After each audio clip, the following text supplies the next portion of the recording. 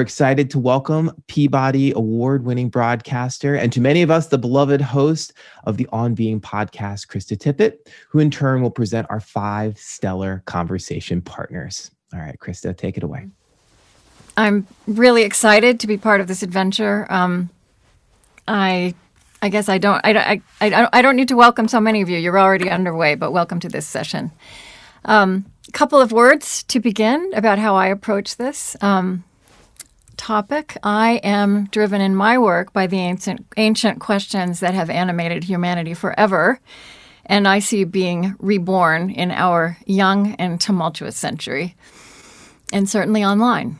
What does it mean to be human? How do we want to live? And who will we be to each other?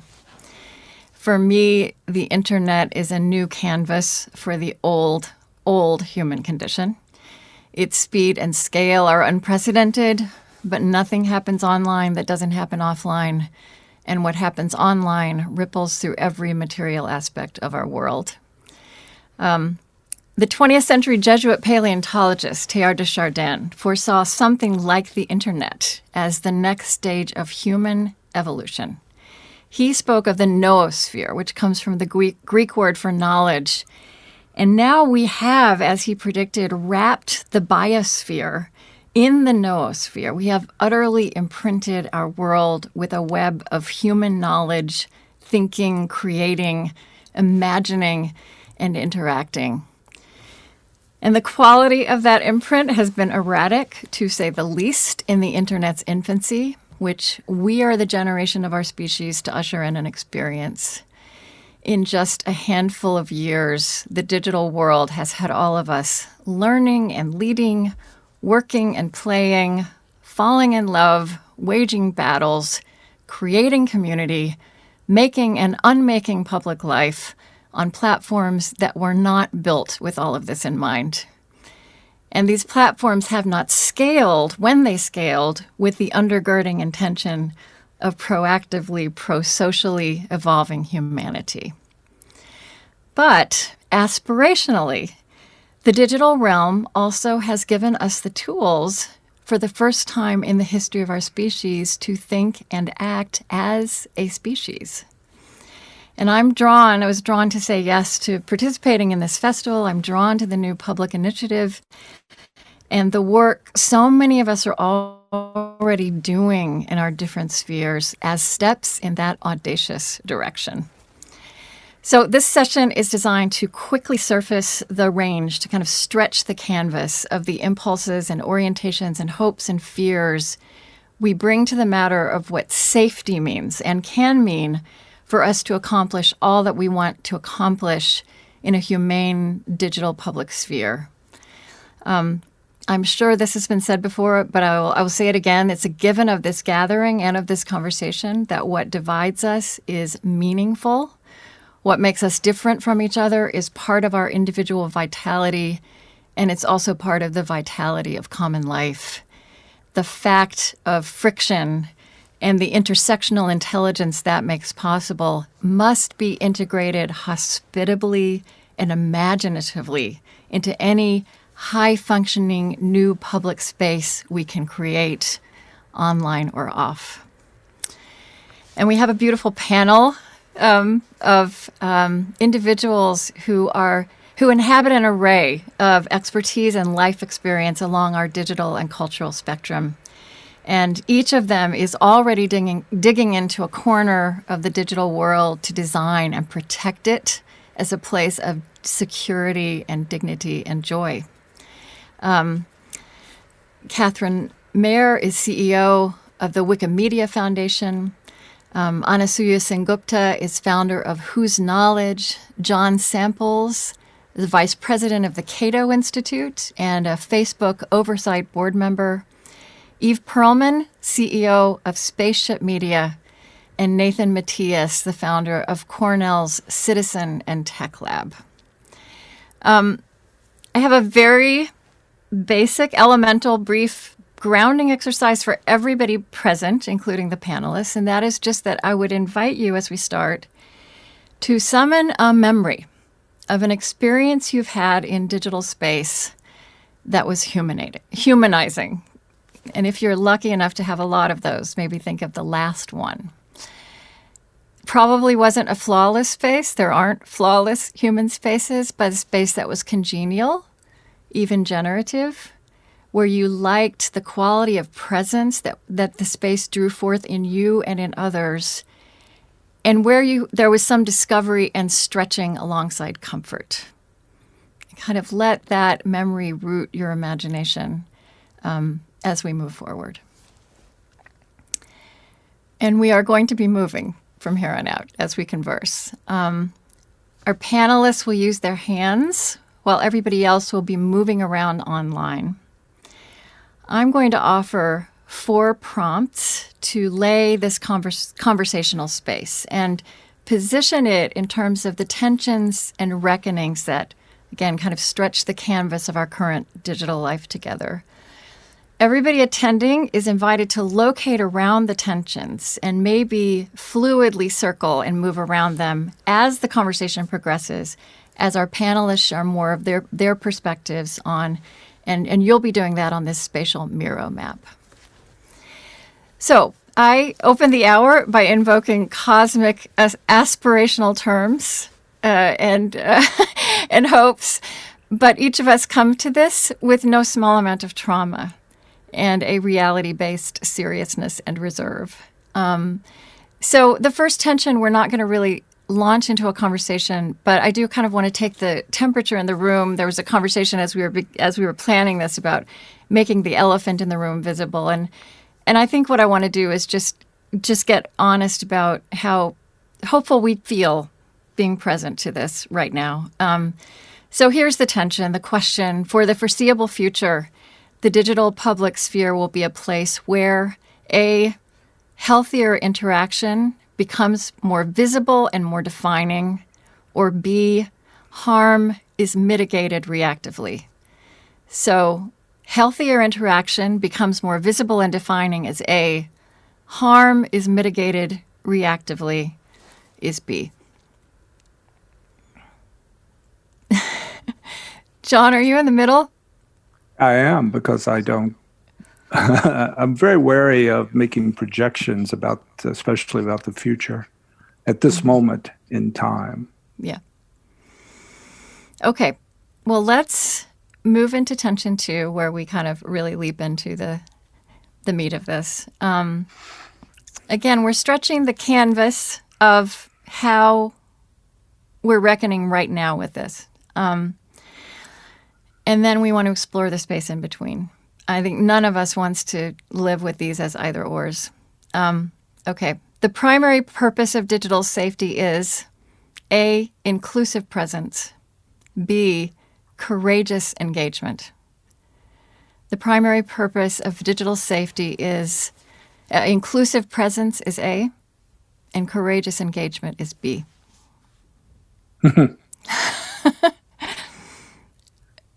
Okay, everybody. I think I'm just going to ask for interpretations of those creative hand movements. Nathan, I saw yours first. Well, I think, I believe, and I've seen in the research evidence, that those two actually go together. That when you have inclusion and the freedom to be courageous, do often coexist. Catherine, Wikimedia has this vision that all human beings can freely share in the sum of all human knowledge, and safety seems to be a prerequisite in that vision for all the components that would make that possible. Yes, I think I wavered on the line only because I feel as though if I had to lean into making a determination one way or another, I would head towards inclusive presence. Sometimes courage, when we manifest it, is a way of disregarding the space around us. And so for me, that inclusive presence piece actually feels as though it is the primary directive when we really think about those tensions. Anasuya, I'd love to know what you're thinking. I would say, whose knowledge the organization you founded centers the leadership of multi-ethnic communities? Not just multi-ethnic, but marginalized communities, marginalized by power and privilege of different kinds. And for me, the reason I'm in the middle is similar to Nate's, which is that I do have issues with the word inclusion, which we can talk about another time. But I think from the perspective of my own experiences and the experiences of the communities I work with, without a space in which people feel welcome and included, they cannot be courageous. And often their act of being, whether online or offline, in a space is itself an act of courage.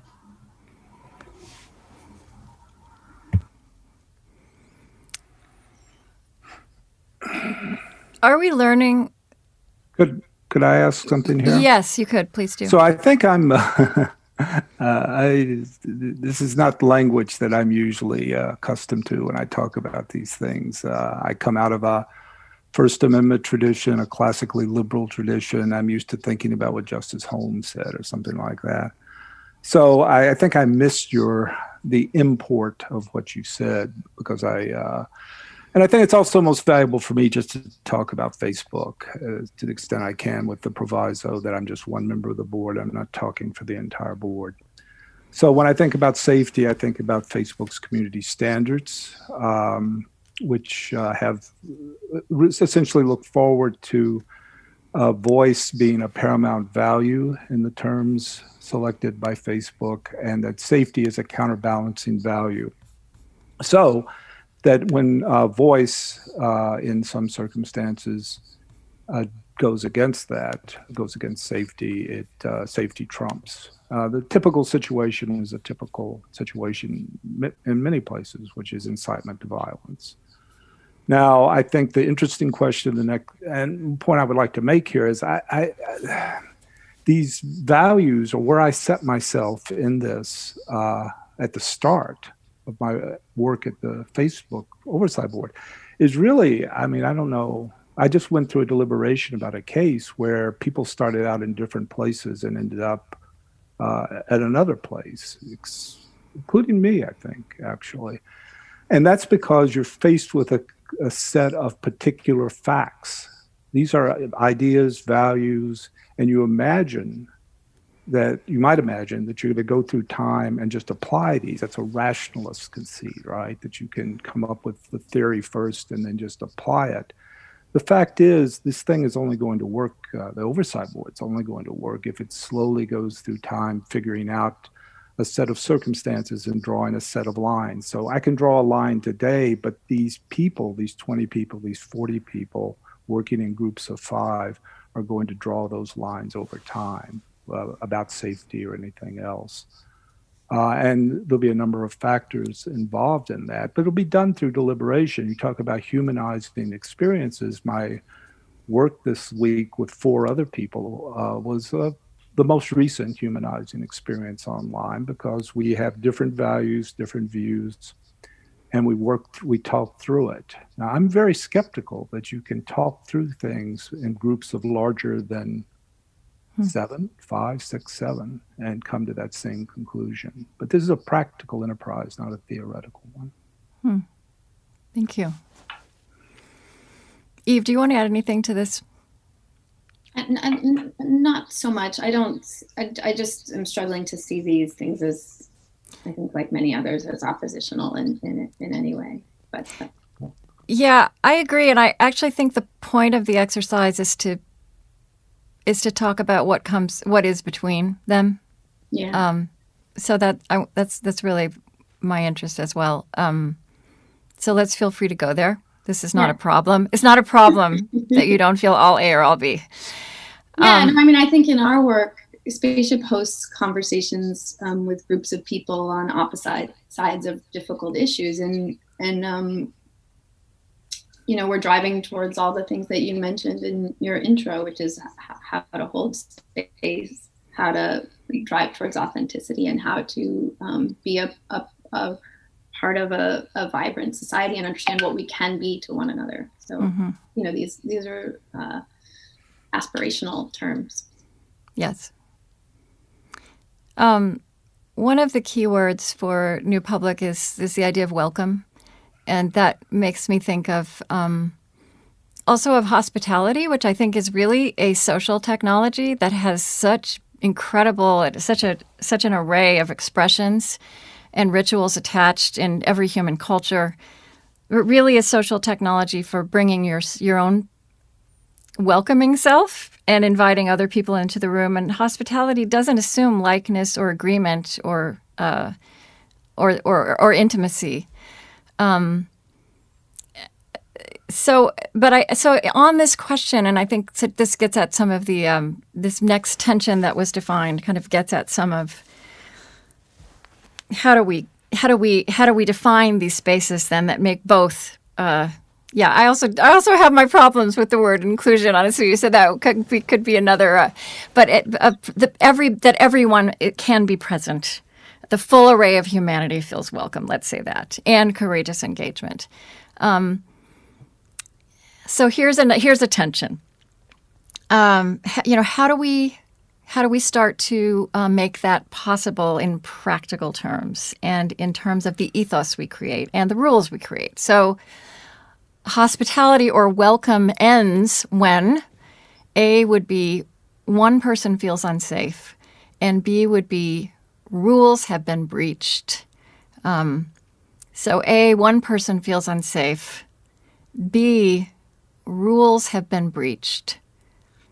And how do we want to talk about the space between those things?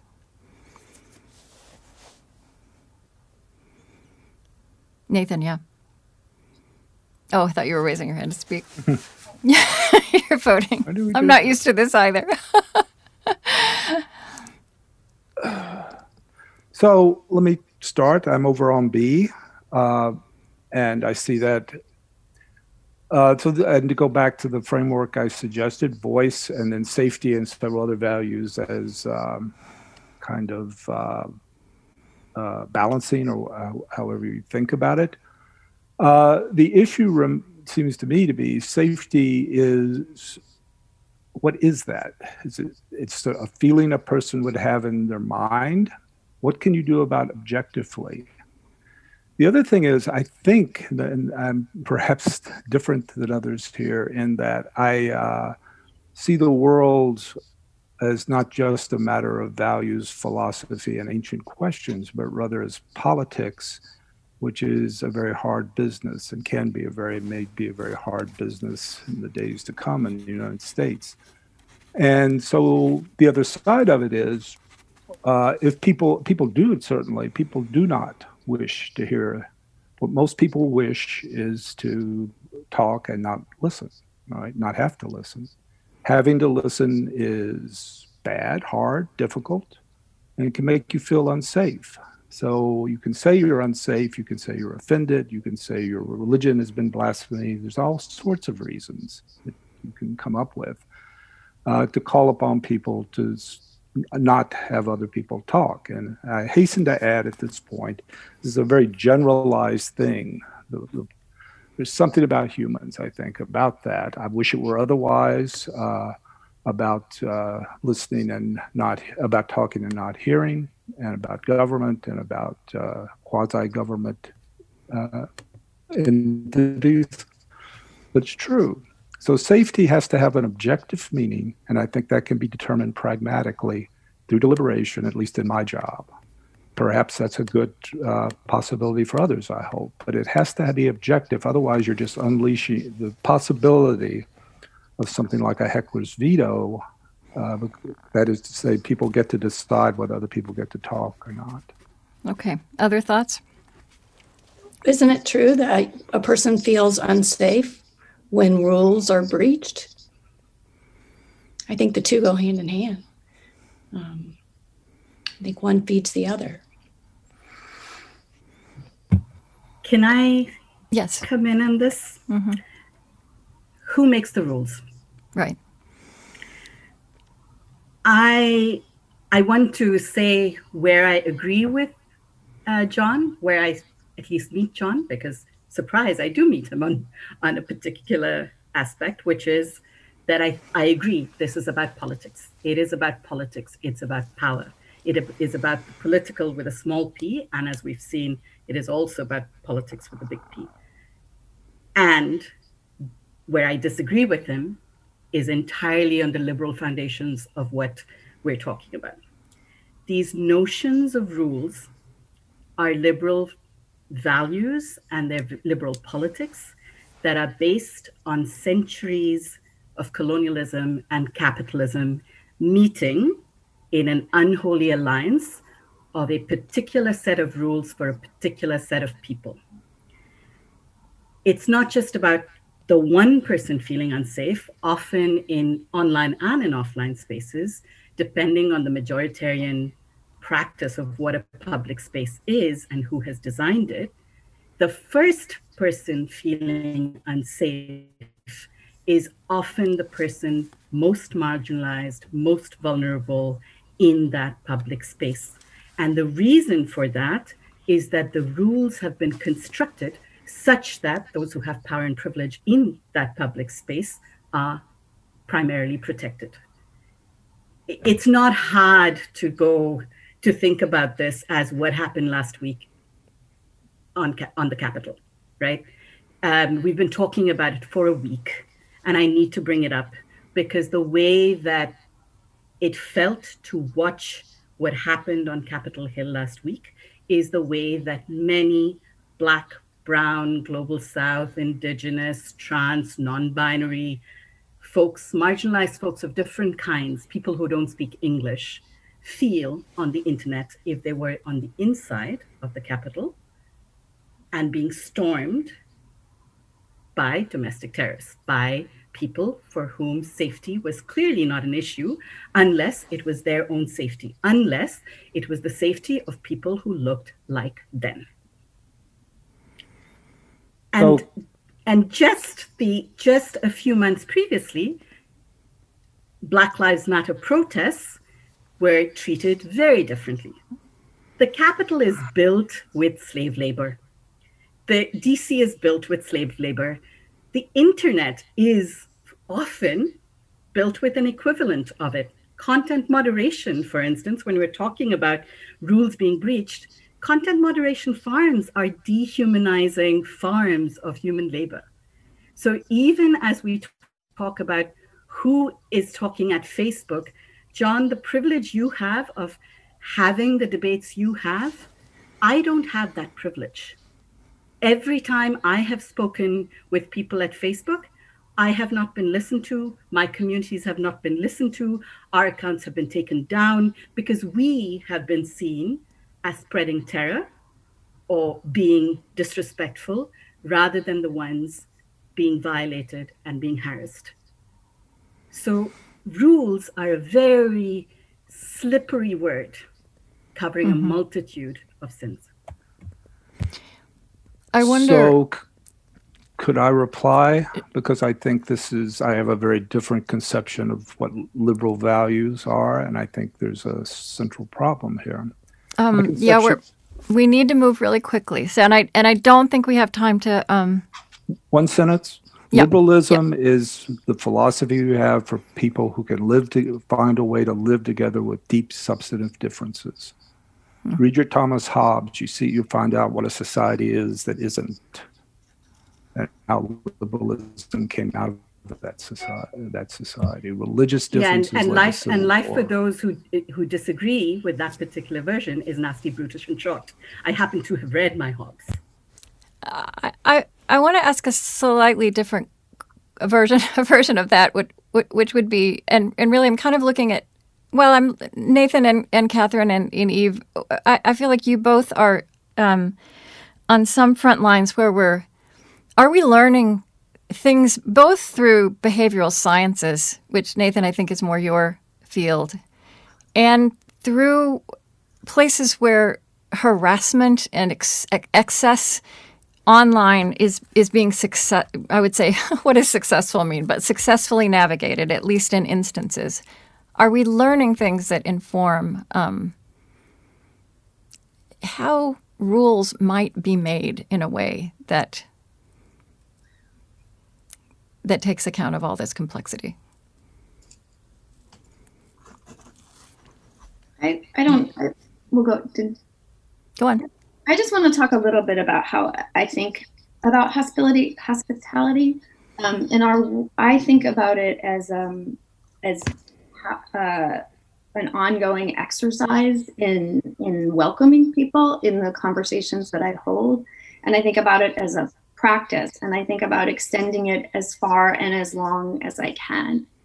Someone commented in the chat about how they benefited from holding themselves into places where they originally felt unsafe, and had discovery there and connection once they passed through some of the fear. And so I think you referenced at the beginning, Krista, we all carry trauma. We're all, I assume the vast majority of us are hopeful, well-intentioned, trying to push towards better things. And so I extend my hospitality and I invite the people that we are in conversation with to do that to the best of their ability as much as they can, assuming we are working to be forces for good. And to the rules question, I'm not very good at rules, but I find things work best when I am guided by an inherent respect for my fellow human beings, and all the things that I think the vast majority of us, again, were taught as we grew to do unto others, to try to be good actors. And so I try to live in those spaces and encourage the people around me to do that. It doesn't relate so much to the Facebook policy or to the other pieces of all the complexity of that, but I drive from those feelings. Nathan? Yeah, so I'll start with hospitality and then move to some thoughts from research. Hospitality is one of those deep and long and fundamental building blocks of society. And as any of us who've read Homer's Odyssey know, it carries incredible risk and it can enable deep injustice. Hospitality is what keeps Odysseus alive from place to place. It's also what imprisons Penelope and creates a terrible situation for her. And I think, when we go into social contexts, a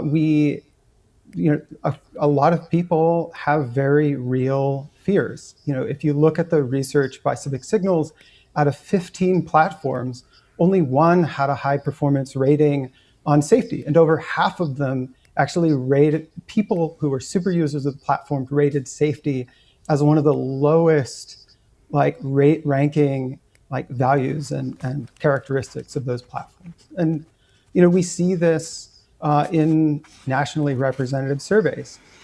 Between 40 to 53% of Americans have faced some kind of online harassment, and much of that is involves risks of violence. Much of that is directed towards some of the most vulnerable in society. But I think John pointed out something really important, that there's a distinction between fears and fearfulness. Marilyn Robinson has this beautiful essay about fear from a few years ago. And one of the things that research can do, that evidence can do, one of the reasons evidence is so important to making online communities safer is that it helps us differentiate between unfounded fears and very real risks. And that's where research of the kind that people do inside of companies, and also research of the kind that community scientists, like the ones that we work with at Cat Lab, who work to understand and develop testable solutions for actually making online communities safer, is so important.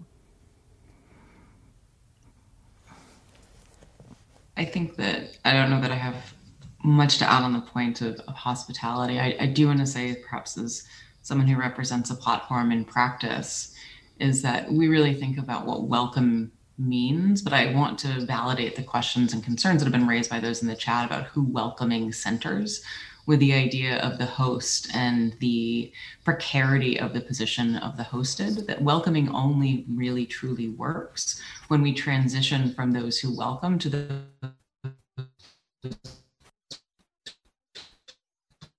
who are welcomed, becoming as a sentence. But this idea that if one is constantly in a host and the other is constantly being received positions, we're not truly creating spaces in which people have agency. The thing that I have thought, I think brings up for me in regards to these rules and clarity is I really do want to validate what Anasuya said around where norms come from. Norms come from the aggregated historical positions of privilege and power that are set in unspoken ways. And while rules tend to have real value, rules can be incredibly useful in creating clarity that helps people negotiate ambiguity within spaces. We need to think about where those rules come from, and rules tend to be built off established norms, and norms are those that are set by those in power. And so if we're not looking at the basis of the rules within our communities, whether they're online communities or in real life, and Krista, I completely agree, there really is no distinction between the two. The only thing that I would note is that norms at the scale of our societies emerged from smaller communal structures than the scale that the internet exists in today. And the rapidity in which that has evolved has prevented us from we have not had the opportunity to create norms at scale in the same way, but we are trying to create rules off those norms without interrogating from whence those norms came. So that feels sort of like, that's how I think about this in terms of evaluating when we think about rules. Yes, there's real value in that clarity and structure. It helps us create accountability. It also helps those who are new to situations navigate them with greater assurance of how they will be valued and respected and what their recourse is. And yet those rules can, in fact, as Anasuya has already said, hide a multitude of problems and sins. And rules alone don't create an ethos. They do not. They do not. So I'd like to make a point that's related to your earlier, Krista's point about ancient questions. Now, what's just been said, actually, is an ancient question that begins with the dialogue of a man named Thrasymachus and a man named Socrates, and it's recounted in Plato's Republic. And what Catherine has just said is that for the time being, Thrasymachus is winning. At least in our moment, in this day, Thrasymachus is winning. Thrasymachus was a number of things, but he stood for the proposition that norms, power, government is all just a reflection of who's powerful and who. We remember Plato's name also because the dialogue there is Socrates' attempt and also Plato's attempt to overcome that. So this is part of a dialogue, and right now we're living through a time where Thrasymachus seems to have swept the field. History is long. He may not have won. Let's briefly touch on the final tension, which is an enormous question that we do not have time to litigate here, which is about who's responsible for keeping people safe online. And let's touch on that and put that out there, and then have a little bit of reflection before we close. So tension number 4, the body responsible for keeping people safe online is A, the government, B, platforms. So the government is A, the body responsible for keeping people safe online. A, the government, B, platforms.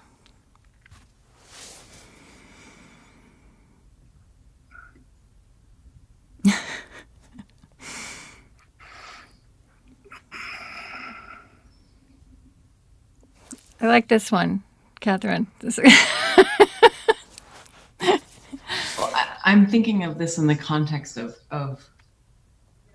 this very real debate the conversation that we're having right now, and the obligations of platforms under business and human rights principles, where the limits of those obligations are, and where the obligations of governments begin to their citizens and the complications that are implicit in presuming governments are in fact representative of their peoples.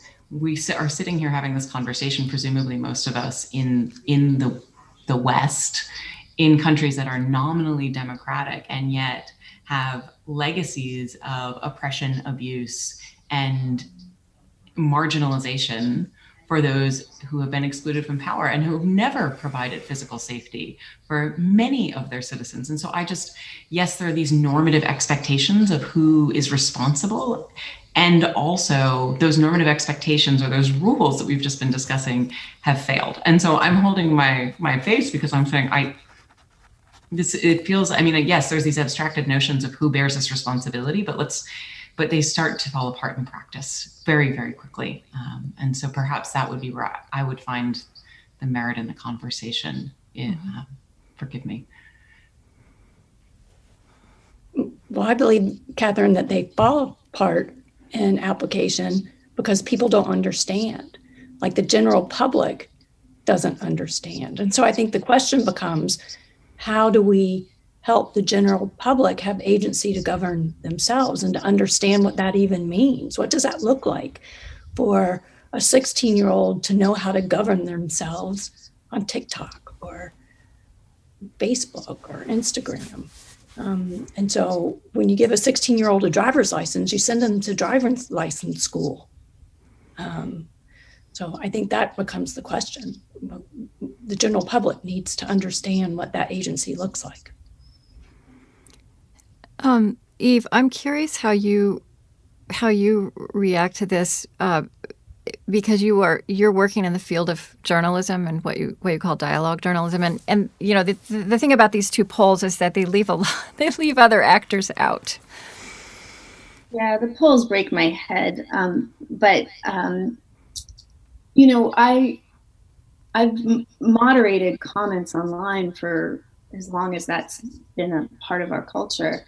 And one of the interesting things that I hit is when people just push and push and push the limits of, you know, they'll amp up their name calling, their insults, their vitriol, and then waiting to be stopped by someone else. And what we work with people in our conversation is to on awareness of their behavior, their impact. And so I begin to sound, you know, I'm very interested in each of us as actors in our lives with agency, how we are. And so far that, and I'm working on a project now where I'm just pushing a community group to back towards not calling each other names immediately. So I think a lot about all of us as actors, and all of us need to be working hard to think about the complexity of and the remedies for, and how to rebuild a culture of a different kind of engagement. You know, I think what I'd like to do for our last few minutes is you just offered something really concrete. You know, and before the digital sphere, we might not have thought that that would be a subject we would have to take up, but it can make a huge difference as we kind of grow up, which is how I think of it, our digital life together. I'd love, you're each working in different spheres, coming at this from different directions. Maybe I'd like each of you to offer something that is being learned where you're working, that feels additive to becoming whole. Well, I'd like to intervene here because I've already said that about deliberation. I'd like to make a point about the last tension, which is this. In the last week in the United States, many people do believe, tens of millions of people, I think, will probably believe that the platforms have acted in a way that is supportive of government or is following government. And many people, I think, listening to this, and many people in general may believe that was a great thing in the United States this week. The problem with having government involved is you may not be so happy the next time government and the platforms are doing the same thing together, or that the platforms are being responsive to the government. That's the central problem here. We can't imagine, and it's a central mistake made in all speech and civil liberties issues, is to imagine that the government is obviously going to do the obviously right thing, which it turns out I know. It's just random, or worse than random. Government is problematic in a lot of ways. You can't assume it's going to be a positive force. And that's also true of the platforms in particular, because they're very responsive to the government, would appear. Anastasia? Well, I come from India. I'm Indian. I'm a citizen of India. So for one, paradoxes are part of my DNA. I don't see binaries. I see polarities. And this one is a hard one because it assumes a monolithic notion of government, and it assumes a monolithic notion of platform or corporations. In practice, these are deeply in collusion with each other. So the reason I was kind of in the middle, but sort of on the side of government, even though I'm a citizen of the largest electoral democracy in the world, which is India, which has caused the highest number of internet shutdowns in the world in 2020, which has shut down enormous swathes of my people because they are in resistance to a right-wing, upper caste, Hindu fascist state as it stands right now, is because the responsibility has to go hand in hand with accountability and transparency. And while these are complex issues, exactly as we're saying, so there are no neat and clean binary answers, in at least the social contract of supposedly democratically elected governments, and I'm making that the context, accountability and the social contract to the people have a far greater transparency than corporations. And that is the concern that I sit with in terms of being on one side or the other, but certainly on the side of, platforms will, do the right thing. We know they haven't. If they have done the right thing last week, they've done the right thing because it happened in the US, because the optics of US citizens was on it, because the rest of the world was in shock because it would affect US relations with the rest of the world. What the platforms have allowed to happen over decades, right, in the rest of the world is completely ignored. At the same time as the Modi government in India was shutting down internet access in Kashmir during the world's largest mass blinding ever, please look it up for those who don't know, in 2016, Modi was being wildly received with joy in Silicon Valley because India is Facebook and other platforms' largest market. That is where money is. That is where power is. And so these are not binaries. There's a great collusion between markets and governments. And as people have pointed out in the chat, the struggle for individuals is how do we understand these complexities of institutional actors colluding rather than making us feel safe. Nathan, last word, last reflection. Thank you, Krista. I think back to one of the previous creative tensions we talked about, this like reactive or proactive one. And I want to build on this essential discussion of responsibility and accountability to point out that even if a party is responsible for something, we might say that a tech company could have designed things differently or the way they ran things led to some problem. That doesn't necessarily mean that the people responsible for a problem are or even should be or are able to solve the problem. And I think the thing that I would encourage everyone here to ask is, even as we ask who's responsible, we should also ask what can be done to actually work towards a safer, like more understanding internet, and how can we build those approaches not only on debates over who is right or who is wrong, what the right decision is, what the wrong decision is.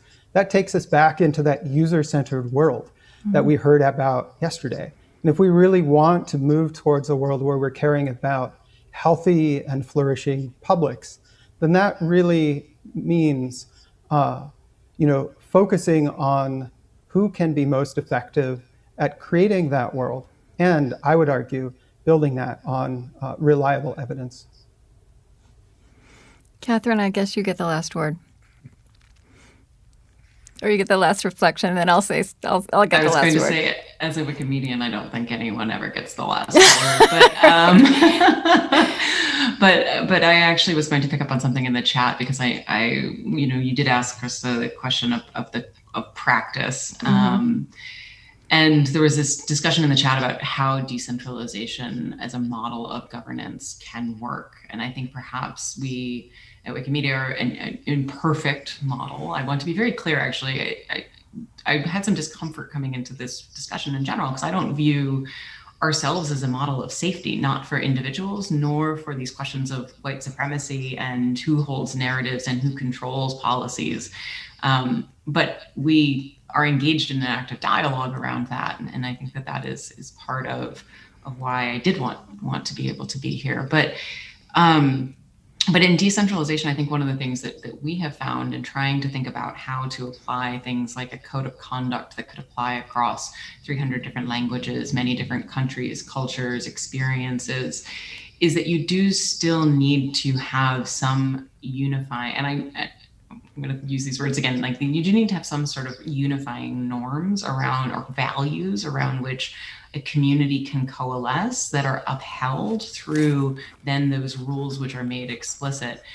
And what we're trying to do is to actually create ways in which the application of those rules is decentralized, or the application of those values is decentralized. And so I think it becomes problematic in practice if you have wildly decentralized values, because you lack the ability to have a coherent accountability to some sort of normative expectations about what community actually is. But the ability to apply and accountability through decentralized models is actually far more sustainable and resilient in both the development of the capacity for individuals to set those norms within their communities, uphold those norms within their communities in ways that make them, that embed them more deeply. And so that's just something that we are experimenting with. Jury's out. Ask me again in a year or two how that's sort of playing out. But I did want to pick up on that question of decentralization. I think there is a tension between needing to have some agreed upon values or norms for that space within the conversation of what decentralized application actually looks like. And it's something that we are trying to work through right now. Thank you all. We just opened this up, and there are more questions than answers, but I personally believe that questions are one of the mightiest forms of words that we possess. And I know there were more questions in the chat, and so if all we've done is populate this landscape with the questions we're holding, that's a contribution. I have to say, when you talk about the need for unifying norms and values, we're so far from that in our analog public life. And we were going to have to be recreating civic life and public life anyway, even if our politics was not in disarray. This makes me wonder, and I'm a bit surprised to wonder this, if the questions posed, the inquiry pursued, the learnings made, the experiments like the one you just described, and the ones you've all described at different points, if the digital world might be capable of pointing the way forward for our flesh and blood world, not tomorrow, but maybe in generational time.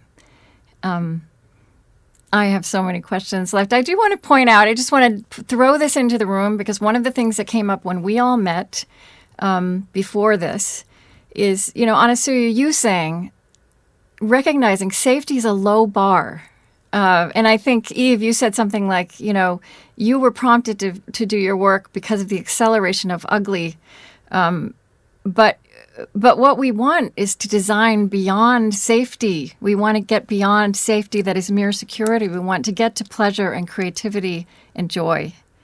So I just want to let that enter the room as well, knowing that we're very far from it, but that I believe is a shared human aspiration. So thank you to New Public for having us, for having me, and for hosting this conversation. Thank you so much. Thanks. Thanks. Thanks, everyone. Thanks, everyone. Thank you. Before we go around the horn, with her consent, I'm modeling the introduction for Rachel Caldicott. Rachel is a expert on the social impact of new and emerging technologies and director of research consultancy Careful Industries. So Rachel, take it away with your provocation and a brief teaser, and then I'll call each person out to do exactly the same. Hi. So I would like you to join me for an experiment where we think about whether it's possible to take over technology with love. We hear lots about toxicity, anger, but actually, can we swarm it? Can we rebel? So yeah, come and talk about that. All right. Thank you, Rachel. All right. Next person up is Trisha Wong. Can you, Trisha, if you can leave your provocation and short intro. Hi, I'm Trisha Wong, she, her, Asian female, curly hair, neon top. I'm in Brooklyn and on Moonsay, Lenape land. My provocation is that we need entirely new language to conceptualize the data, our personal data. So the provocation is that data doesn't just belong to you, is you. And I would love to people about how do we conceptualize data produced, not just through the language of privacy, but something entirely new. All right, great. Thank you, Trisha. All right, next up is Madebo Fatunde. Madebo, take it away.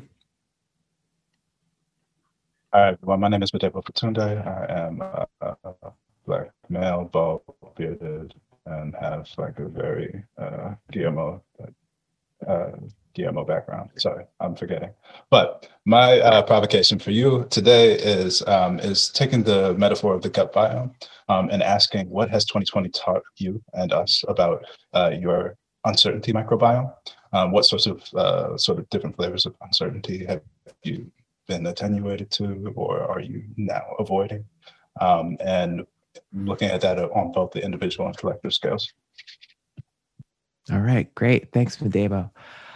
Next up, we have Cory Doctorow. Cory, take it away. Hi, Cory Doctorow, he, him, science fiction novelist, Electronic Frontier Foundation, Open University, UNC Library School, MIT Media Lab, and some other stuff. We're at a crossroads. We can work to fix the internet, or we can work to fix the platforms, but we can't do both. They're at a crossroads, they're at cross purposes. Fixing the platforms means giving them duties like blocking harassment or other bad but legal speech and conduct, and that means giving them power. Fixing the internet means taking away power from the platforms by requiring them to make themselves interoperable, so you can leave a platform without leaving behind your friends. If we do this, we take away the platform's power to moderate us because we take away their power to lock us in. Put it this way. If you want to fix the platforms, it's because you think Mark Zuckerberg is the wrong person to control 2.6 billion users' online lives. But if you want to fix the internet, it's because you think no one should have that job. All right. Cory, thank you so much. And I want to hear more about the mask in the top left of your screen as well. Andrew Slack is next. Andrew, if you can give your brief intro and provocation. Thank you. My name is Andrew Slack. It's wonderful to be here. He, him. And I'll be looking at this. Oh, you can find me at Andrews Slack on Twitter. So looking back and paraphrasing the mythologist Joseph Campbell, if you want to understand what the dominant empire you were living under, then look to the tallest building in the city. So in the 15th century in Western Europe, the tallest building was the church. By the 18th century, that was the political palace or nation state. By the 20th century, it became the corporation. And by this century, most of our lives have become intertwined in what we call the proverbial cloud. Now, the cloud is taller than the tallest building. The cloud is also omnipresent. It has water vapor that is everywhere. And the dominant empire of the cloud is now an omni-empire that is studying our inner lives and our outer lives. So how do we mitigate the perils and maximize the promise of this brave new world?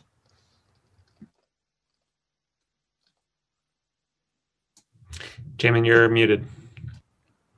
Excuse me. Thank you, Andrew, and shout out to Falcor. I appreciate that in the background. I see you. All right, next up, Mona Sloan. Quick introduction and your provocation. Hi, Mona Sloan, she, her, hers. I am a white woman with brown hair tied up to a high ponytail, wearing bright blue glasses and red lipstick. I am currently located on the unceded land of the Canarsie people. My provocation is that digital public space amplifies the inequities of physical public space. The reason why I proposed that provocation is because I'm a sociologist based at NYU. I'm very interested in social hierarchies, and I had the pleasure of studying the manifestation of digital public space under the conditions of the lockdown in New York City last year, and have saw a lot of questions around the connection between real space and digital space, and asking about inequity beyond just access. All right. Great. Thank you, Mona. Next up is Aaron Z. Lewis. We only have about 5 more minutes before the session's going to start. So give your introduction and your brief provocation. All right, take it away, Aaron. Hey, everyone. My name is Aaron. I am a media ecologist, which means I think about the feedback loops between our media technology and our psychological lives and our culture. I'm also a product designer. I've done design for the Hillary Clinton campaign and Uber, as well as a few other small startups.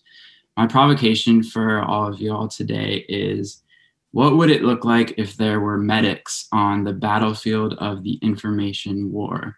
So in a traditional war, medics are tasked with healing our physical wounds and physical bodies. And in the digital public square, our virtual medics will have to understand and help heal our virtual bodies, which have all kinds of weird new psychological experiences and vulnerabilities. So looking forward to talking with you all about that today. All right. Great. Thank you, Aaron. All right. Next up, Lucy Bernholtz. Lucy, please take it away. Hi, Lucy Bernholtz, white woman, gray hair, red glasses, old grove of redwood trees behind me. It's not where I actually am, unfortunately. My provocation is, can we design digital spaces for safe serendipity? In other words, can you remember the last time you were in a place and you eavesdropped on the people next to you and you grew into a nice conversation? All right, Lucy, thank you so much. All right. Next up is Rodrigo Chigami. Rodrigo, take it away. Hi, I'm Rodrigo Chigami, pronouns he, him, or they, them, Asian man with white background and glasses. And my provocation today is, what would public interest search engines look like? So most commercial search engines are optimized for profit, and they reproduce racist and sexist patterns of exposure, invisibility, and marginalization. So if search engines were designed in the public interest, what should they be designed for? All right, Rodrigo, thank you so much. All right, next up, we've got Mara Zepeda. Mara, take it away. Hello. Good to see everyone. My name is Amada Zepeda. I am the co-founder and managing director of Zebras Unite, which is creating the capital, culture, and community for the next economy. I'm calling you from the Methow lands in the Northeast Cascades on a pig farm buried under 3 feet of snow. I'm a white presenting woman with blue eyes and reddish hair. And the provocation that I would love to discuss is to reconsider that it may not be what we build, it's how we build it. How will the coming era move from product and deliverable to process and delivery? At Zebras Unite, we've adopted a cooperative structure, a hybrid structure that's very intentional. And what we've noticed is the how of that is way more important. It influences how we budget, it influences the language we use and the culture that we create. So that's what I'm interested in discussing. All right. Thank you, Mada. All right. Next up, excuse me, Panayotis Antoniadis. Please take it away. Yes, hello. I'm Panayotis Antoniadis. I am a white male from Greece, and I'm affiliated with 88 Zurich and Nethood. And right now I'm in a space called L200 in the very center of Zurich. You can see behind a busy street. L200 is a hybrid space. We run our own digital platforms with Nextcloud and open source software, but we always try to connect it with other such spaces with a TV studio infrastructure. The idea is that we build everything here. We build open source digital platforms that are planted in this space, and they grow together with the community. I call this the organic internet. And so my provocation is that good online places don't hang from the cloud, but they grow from the ground. And in my session, I want to discuss how the physical space itself, that I think we shouldn't give up on it, even in Corona times, could help to support the civic signals presented already. Thank you. All right, great. Thank you so much. Okay, next up is Devin Zugel. Hello, I'm Devin Zugel. I'm a director of product at GitHub, and I focus on communities. And my question is, what would happen if the future of our public lives online integrated congestion pricing in more contexts? And congestion pricing is usually thought of as something that applies to traffic control, and basically you charge more money for peak hours. But what would that look like if you applied that to open source maintainers' time? Like, for example, another place this actually exists already is Ethereum gas fees, and I'd be really interested to hear what people think that has, what changes that has resulted on the Ethereum ecosystem. And so I'd love to hear other ideas of places where this could apply, and what would go well and what would go awful if we were to do this. All right, Devin, thank you so much. Appreciate that. All right, next up is Xiaowei Wong. Please take it away. Hi, I'm Xiaowei, calling from Bay Area, Ohlone land, Asian person, bleach blonde hair, with white sweater. And my provocation is, if we've historically likened digital spaces to public squares, what if they're actually private shopping malls now? And what does community accountability look like at the private shopping mall instead of calling the mall cop? All right, cool. Thank you so much. All right, 2 more to go. Tristan Harris, please take it away. Hey, everyone. Tristan Harris, white male, red hair, black shirt, calling from San Francisco. My provocation is an information system that is driven by the virality of user-generated content compatible with democracy functioning well?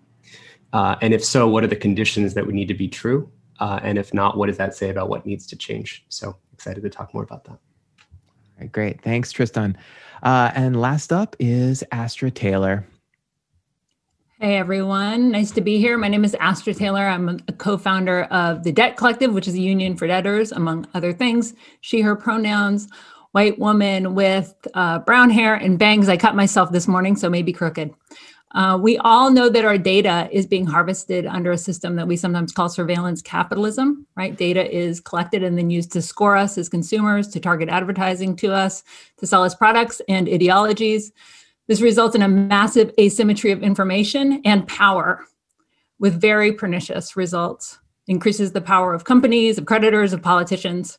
So I want to talk about the Debt Collective's attempt to address this asymmetry. We've built an online platform for debtors where we collect and aggregate member data and use it to devise strategies to keep money in people's pockets and to fight for economic justice. And I'm hopeful this model could maybe apply to or help other movements. The next step here is I'm going to call on our conversation hosts to each share an emerging thought that came out of their conversation. The idea here, we're going to go in backwards order. So I introduce them in one order. We're going to work backwards. We'll start from the bottom of the list. But yeah, just one quick thought, something that came out that kind of crystallized what happened during your sessions today. All right, so maybe to get started here, let's see. Astra, can you can we get out there? Hey there, can you share something from your session today? So from the session just now, I mean, even though we were talking about economic power, what came up, which often does, is the power of shame. And so it's a very human insight, but that people who are struggling should not feel ashamed about that, and that overcoming that is the first step to collective action. All right, great. Thank you so much for sharing that. All right, Tristan, you can go up next. Sorry, I had to unmute. So we talked about, is an information system driven by the virality, the sort of resharing, retweeting model where anything clicks and gets shared the most goes viral. Is that compatible with democracy? Maybe unsurprisingly, maybe surprisingly, everyone was basically saying no. And I want to also mention that even if you fixed sort of economic incentives and the fact these are publicly traded companies that can't do something other than that, even if you had that, you had a publicly interested NPR-based social media type system, if it's based on virality, there's this question of, is it compatible with democracy? And I think the answer we were getting to is no.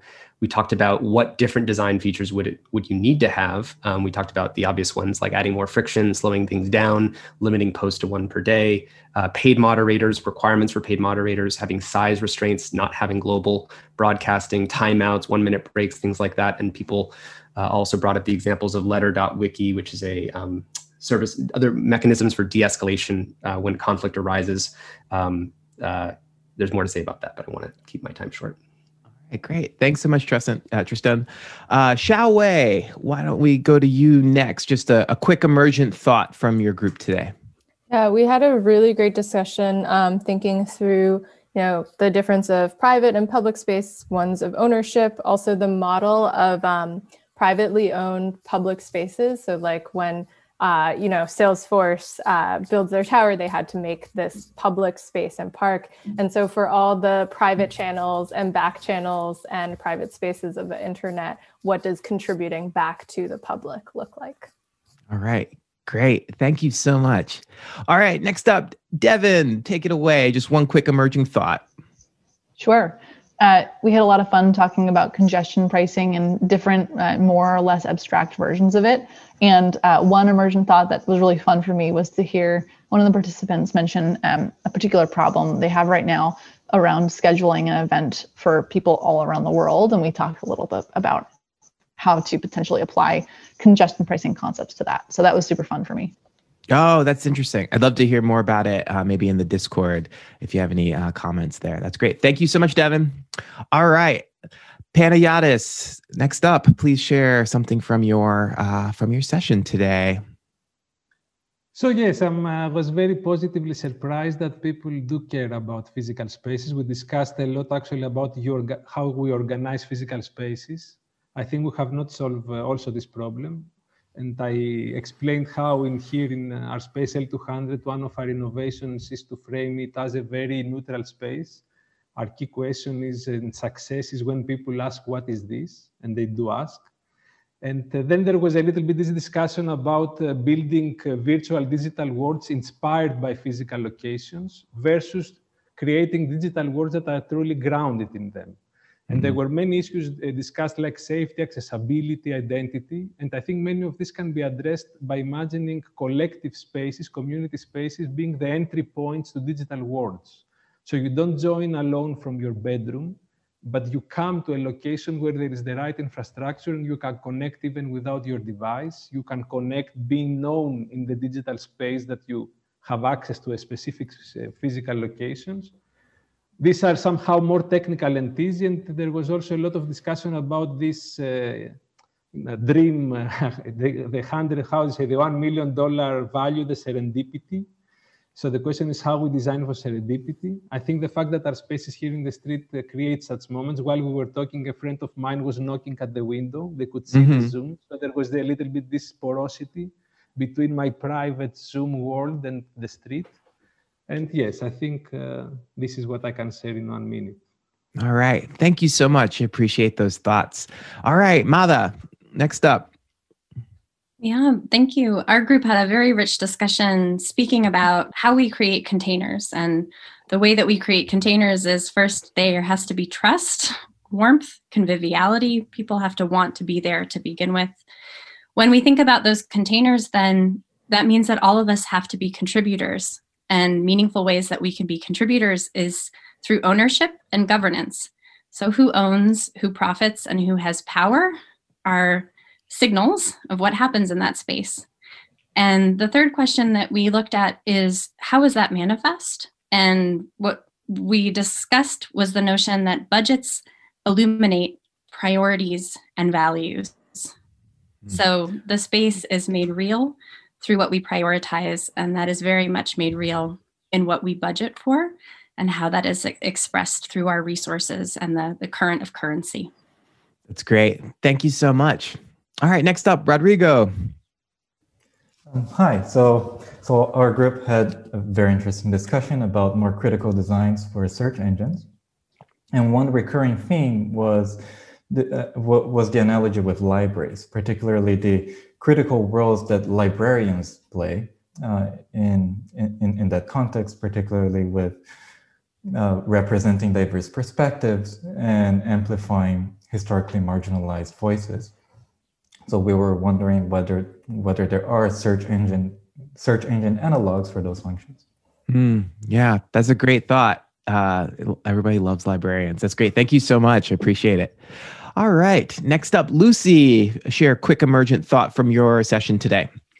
Hi. Yeah, so I was talking with folks about safe serendipity and was safely and serendipitously moved from one group to another in the middle of the conversation. So I don't know what that showed the larger forces at work in the group I did get to chat with. We had a really interesting and positive set of thoughts about thinking about proximity, as well as all the other senses that, like audioscapes and visual, other people's visual realities that get sort of flattened out in the most of our digital interactions, which was very encouraging to me. We also talked about having some way to self-control the algorithms that are shifting you around.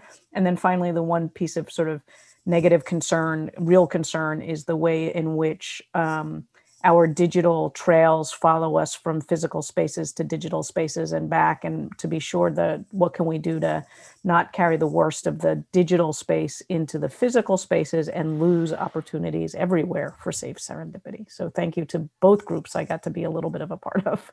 Oh, amazing. Amazing. Hopefully you'll get whisked away to another wonderful place as well. Who knows? Who knows? All right, next up, we've got Aaron. Please go ahead and share what you learned for an emergent thought from your group. Yes, we talked about how medics on traditional battlefields get to people when they're already wounded, but meme medics in digital public spaces might need to help design preventative meme medicine. And we also talked a lot about how memes are sort of the native language of the internet in a lot of ways, and how it could be important to move away from abstract, sort of more academic discourse back to the visceral forms of communicating online when we're trying to give meme medicine and help people achieve more digital mental health. Amazing. I would definitely sign up for a trial for a meme medicine, some kind of meme prototype. All right, next up, Mona, take it away. Thank you. So we had a really wonderful conversation, and I have kind of 3 points to share. We spoke about my provocation, which was digital spaces amplify the inequities of physical space, and we talked a lot about literacy about how technologies work, but also how they inform social life and vice versa. So we talked about what we can call socio-technical literacy across different geographies, across generations, and so on. It's a very important element for moving forward. We also talked about intentionality in design and maybe how we can work with that in different ways. We talked about sort of modular ways of thinking about that, and also how certain spaces maybe are not for everybody, but for a particular community, and maybe need to be welcoming and safe for those communities. And we talked about the issue of scale and scaling up. And the context for that is that we talked about sort of a lot of the mutual aid efforts that have been going on in physical and digital space in the pandemic in communities here in the United States. And we thought about maybe we can, think about how we can take this as a resource to think about a healthier internet. And there were concerns voiced around how scale can actually possibly be destructive in that context. And it was a great conversation. And thanks to my group.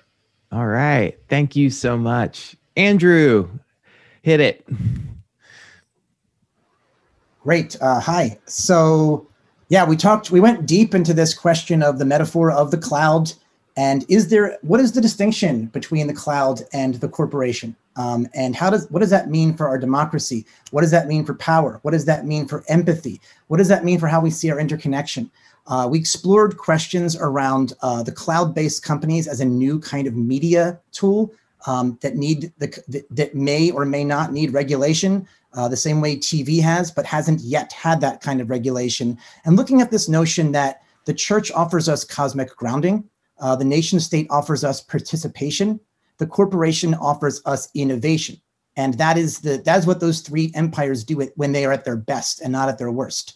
And then there comes this question of, well, what does the cloud offer? Is there beauty? Some people didn't think so, but there was a proposal that maybe all the cloud, the internet offers all three of those things at its best. Participation, innovation, and cosmic grounding, reflecting our interconnectivity that we have with each other on this planet.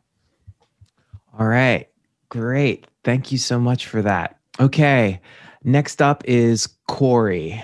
If you want to hop on and share an emergent thought real quick. Yeah, I think maybe Madebo needs to go next because. Oh, okay. All right, Madebo, hop on. Why don't you go next?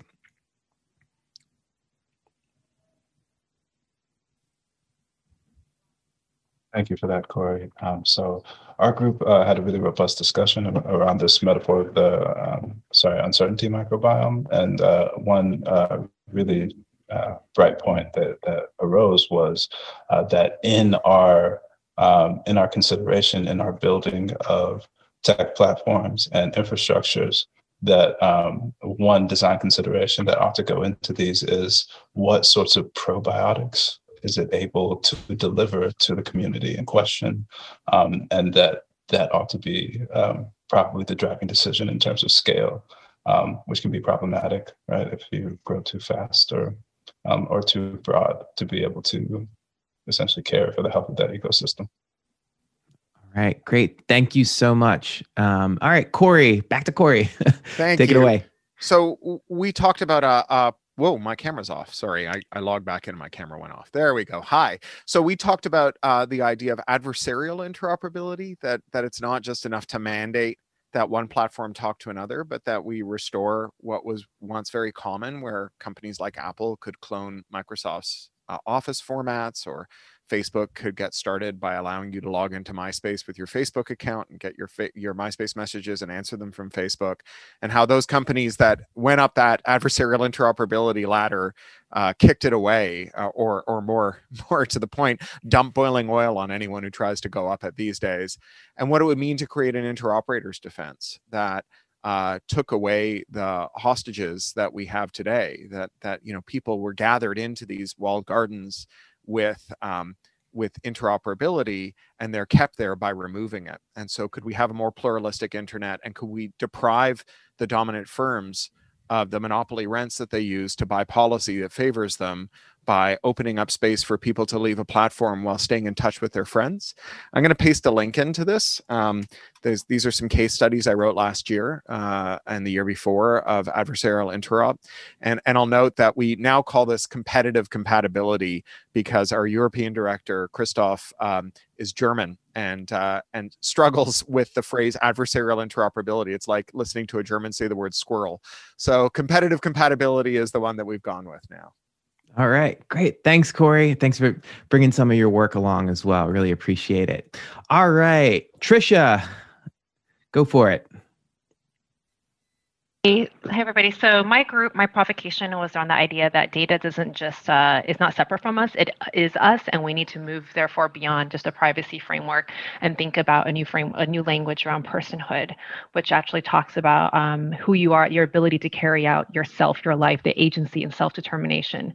And our group decided a few things. We were in agreement that one, that right now people don't see data as themselves. They see it as something separate, like in the cloud. So there's a mental blocker that we need to address in the general public around data literacy about personal data. The second is that privacy is not enough. There's general agreement there that it doesn't solve for many of the issues that we need to address with our digital humanity. The third thing we agreed on, that privacy really treats personal data, resolves issues around personal data within a commodity framework, which not everything can be resolved in that. And lastly, is that if data is not just about what's truly at risk is our personhood, and that representations of our data can be acted upon that affect our ability to carry out our lives as human beings, the question then is, who are the stewards of our data as personhood, not just the question of privacy. So it's really who should be the people taking care of it. Yeah, that's such a great thought. Thank you so much, Trisha. I appreciate it. Yeah, and I'm going to share a link of something I've written about this too, around personhood and personal data. Amazing. All right, awesome. Thank you so much, Trisha. All right, last but not least, Rachel. Hi. We had, I think, appropriately, a very gentle chat about love, and I will leave you with just a couple of words that came up that seemed to be important and things we could all take away, and they are vulnerability, intimacy, thankfulness, and building on the things that we have in common rather than focusing on the things that keep us apart. All right. Lovely. Thank you so much, Rachel. All right. Shout out to our documentarian, Jamie Chin, for the session, who we saw working in real time in the Google Docs, making that Google Docs magic happen alongside our report backs. All right. I'm going to kick it over to the new public folks. Marina, I believe you're up next. Yes. Hello, everybody. Just a warm welcome. My name is Marina Garcia-Vasquez. I am the editor-in-chief of New Public. For the sake of tradition, I am a brown Mexican-American woman with brown hair, wearing glasses and a teal-colored blouse. My pronouns are she, her, and I'm seated in Lenape land in Brooklyn. We're going to be taking a 15-minute break. And before we do that, I just wanted to bring your attention to the fact that I am editor of this new community and publication and newsletter, interested in hearing about the running themes, things that have sparked controversy, joy, inspiration from the festival. You can ping me on Discord or on Twitter. But so in this 15-minute break that we're taking, I want to show you that we are going to be approaching on Slido and asking for your suggestions. But on the way back, we'll have our showcase session, glimpses of digital public futures, where Eli will be in conversation with 9 amazing founders and leaders of platforms and coalitions working to make the internet a better place. And then we'll open Slido where you can share a topic for our discussion tomorrow. So getting ahead of the game here. It's our way to work out what's on your mind. What do you feel is the most urgent to discuss as we look to create our future digital public spaces? We want to hear from you. And because it is participant generated, you'll have to upvote. So we'll be using the most upvoted topics from the ones that you contribute in Slido. Do we have that link here in chat and in Discord?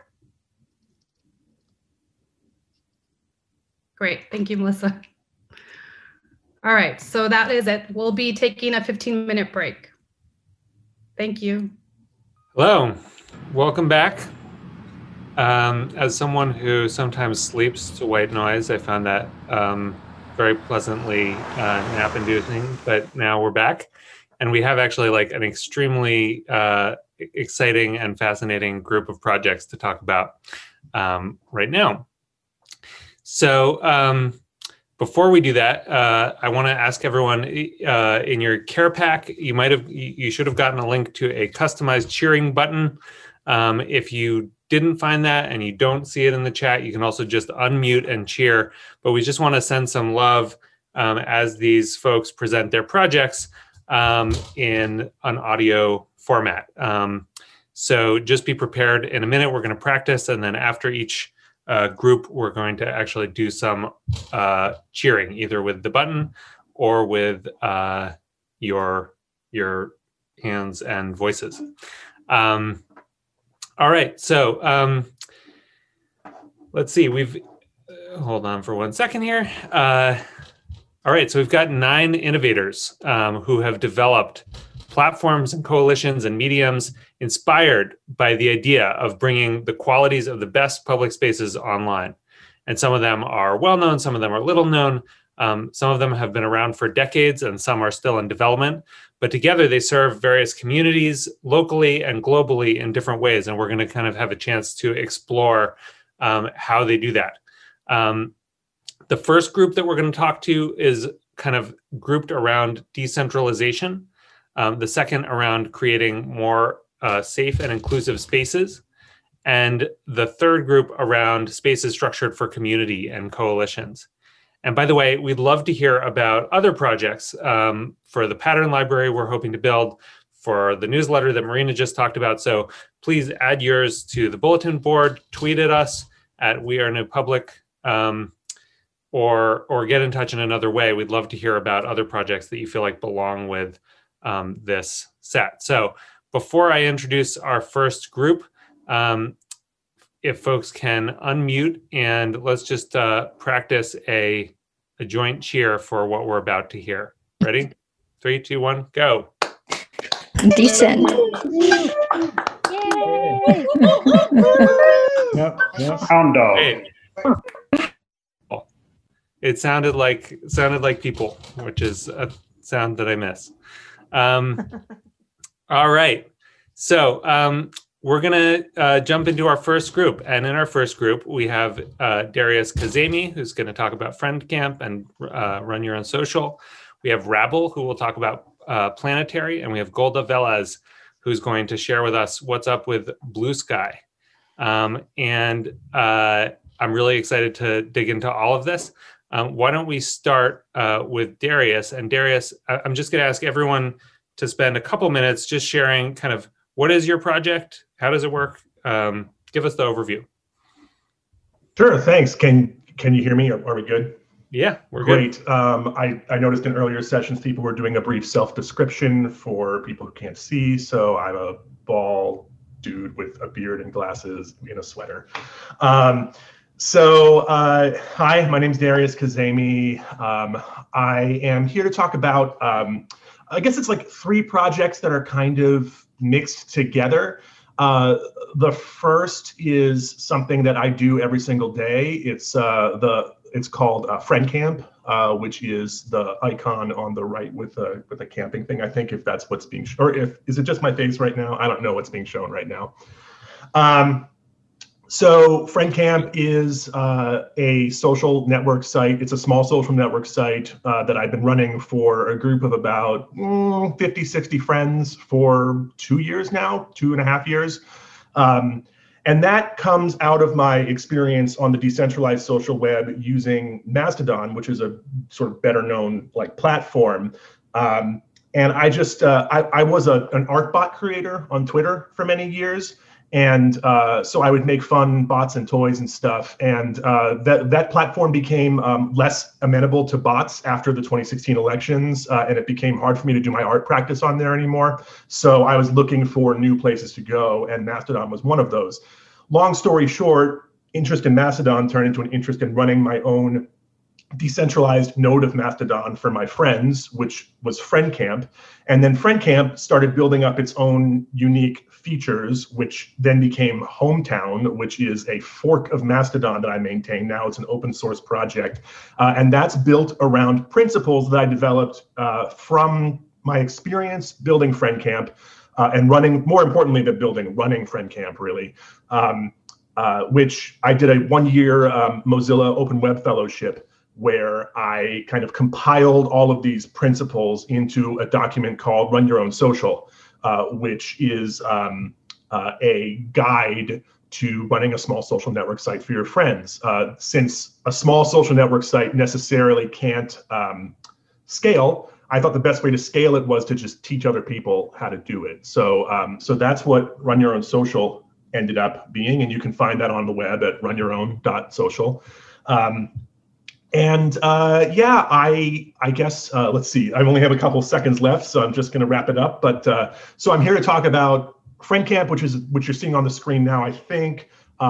Hometown, which is the software that lets other people run a FriendCamp style space, and my Run Your Own Social principles. And I try to keep it as tech neutral as possible. So I want to help people who aren't necessarily into one particular piece of technology.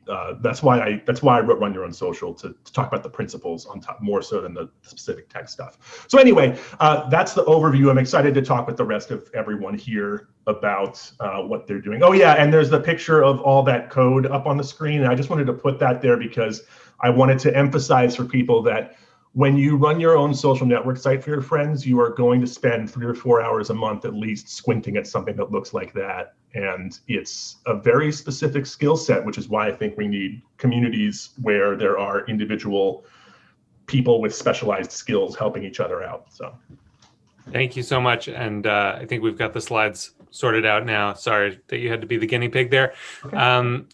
Rabble, do you want to jump in? Tell us about your project. Yeah, so I was sort of briefly involved in the early stages of Twitter, and as we saw Twitter grow, it was a very open network in which there was no permission to build Twitter applications, and people would create all sorts of things on their own, and it was very creative. And over time, once Twitter decided that its business model was advertising, that sort of open ecosystem got shut down. And so I went and looked for communities that could build something that was a social application that could solve that better. And Planetary is built on this protocol called Secure Scuttlebutt, which lets you, from your device, from your phone or your laptop, communicate in a social application and build a variety of social applications on top of it. And so we just actually launched in the App Store a few minutes ago. For iOS, and it's part of an open protocol. And the idea is that we should be managing our social spaces not as the sort of shopping mall metaphor, nor relying on the state, but we should think of our public space as a commons. And so we're building it, designing it around Eleanor Ostrom's sort of 8 principles of managing a commons, which is these online groups need to have clearly defined boundaries. You need to have rules that match the local needs of these communities. You need to have those who are affected by the rules that apply to them have a say in those rules. You need to have it clear that people have the authority to make their own rules about their digital spaces, sort of separate from outside authority. You need to be able to have a system by which users can monitor other people's behavior in the community, and then implement gradual escalating sanctions for rule violators. And you need to provide a easy, low-cost, simple way of dispute resolution. So can we block people? Can we kick people out? How do we decide who gets to say what kind of speech in this community? And then we need to build into the technology and the protocol responsibility for self-governing of these common resources. And so that you don't have a single flat public sphere like Twitter is trying to build or like the open web, but instead you have nested communities which have different sets of norms. And so with Planetary and the Scuttlebutt protocol, you have a series of pubs, which are servers that relay content, and everything is driven by a cryptographic key pair that's locally defined on your device, and you can move it from one compatible application to another. And that means that users stay in control, and you get that sort of the competitive collaboration or compatibility. You can take your identity from the Planetary app and put it into the Miniverse app or the Patchwork app, and your users and your content and your social relationships move with you, but you get a different experience and a different set of values. And that, I think, will open up a space by which we stop this problem of being stuck in who provides the legal framework to decide what we can speak and how we can speak. And so that's what we're building. It's planetary.social, and I'll drop the link into the App Store as soon as I'm done. Thanks. Congratulations. That's a big day. Golda, you are involved in the Blue Sky Project. Can you tell us a little bit about that for folks who don't know what it is and what you're up to with it? Sure. And so I'm Golda Velez. I'm a white woman, and I have kind of an inherited Brooklyn accent, even though I've never been to New York. So, I am in the Blue Sky discussion space. And it's something that Twitter made an announcement a little over a year ago that they wanted to support the development of an open and decentralized standard for social media, and that they would be a client of that standard. And for those of us who are hoping for this decentralization, or like Rabble said, who used to be on this nice open ecosystem that then disappeared, that was really hopeful. Because Twitter, of course, has this huge user base, and anybody can invent a decentralized ecosystem, but until you have your friends on it and everybody's on it and there's enough critical mass, it's really hard to get that rolling. So that was very, very exciting. A lot of us, I made efforts to get into that space. I posted things about it. I went and got interviewed at Twitter, and I talked to people, and then they allowed me into the discussion space. Rabble is also in the discussion space. He was probably just invited in the first place. But in any case, so there is this discussion space that's been on for about a year, and it's been a semi-private space where initially it was just the invitees, and then we got Twitter to say, okay, hey, does anybody else want to join? And we went around and invited some people. So there are a lot of people in the space. There's folks from Solid, there's folks from Mastodon, there's folks from Activity Pub also, which is related to Mastodon, the Gun Stack, the Matrix people, and there's a lot of folks who have really been deeply involved in decentralization, and we've been discussing for like a year, kind of what are the different approaches. There's the identity layer, there's the networking layer, there's the data storage layer, and then there's the big problems on top of that, which is reputation and misinformation, which is my kind of interest, in discovery and search, which are kind of naturally centralized things, and how do you do them in a decentralized space? And there's just a lot of stuff in there, like federation versus peer-to-peer. So you can see why it's taking us a while. But the real reason why it's taken so long to come out is we didn't realize at the beginning that Twitter was not going to direct this. That, Twitter actually, I don't know if you realize also, Twitter has a lot of engineers already. Some of them are pretty smart. And if they just wanted someone to design a decentralized space, they could have picked 5 guys and hey guys, design this decentralized space. But they had Blue Sky because they needed something they couldn't do. And what that is, they needed something that was not Twitter. And that's one thing they can't do. So we are doing that, and we had to realize that we had to drive the conversation, and we had to proactively say, hey, let's do our proposals now. So it took us a while to ramp up to that. There's going to be an ecosystem doc that comes out that has really a kind of a good technical overview of a lot of the different things in the space. And then now a number of us have made proposals that Twitter is going to presumably choose from. My proposal has to do with encapsulation. I'm actually also kind of just a normal software engineer. My company just got bought by Uber, so I work for Uber right now. So mine has to do with message encapsulation, and I'm aware of the time, but I just have a minute left. That wherever the message is, just by reading the message, you have to know how to respond to it and what you can do with it. And that's my idea, is to encapsulate things, and a few more details than that. So mine's published on HackerNoon. If you look at HackerNoon, Blue Sky, you probably will find it.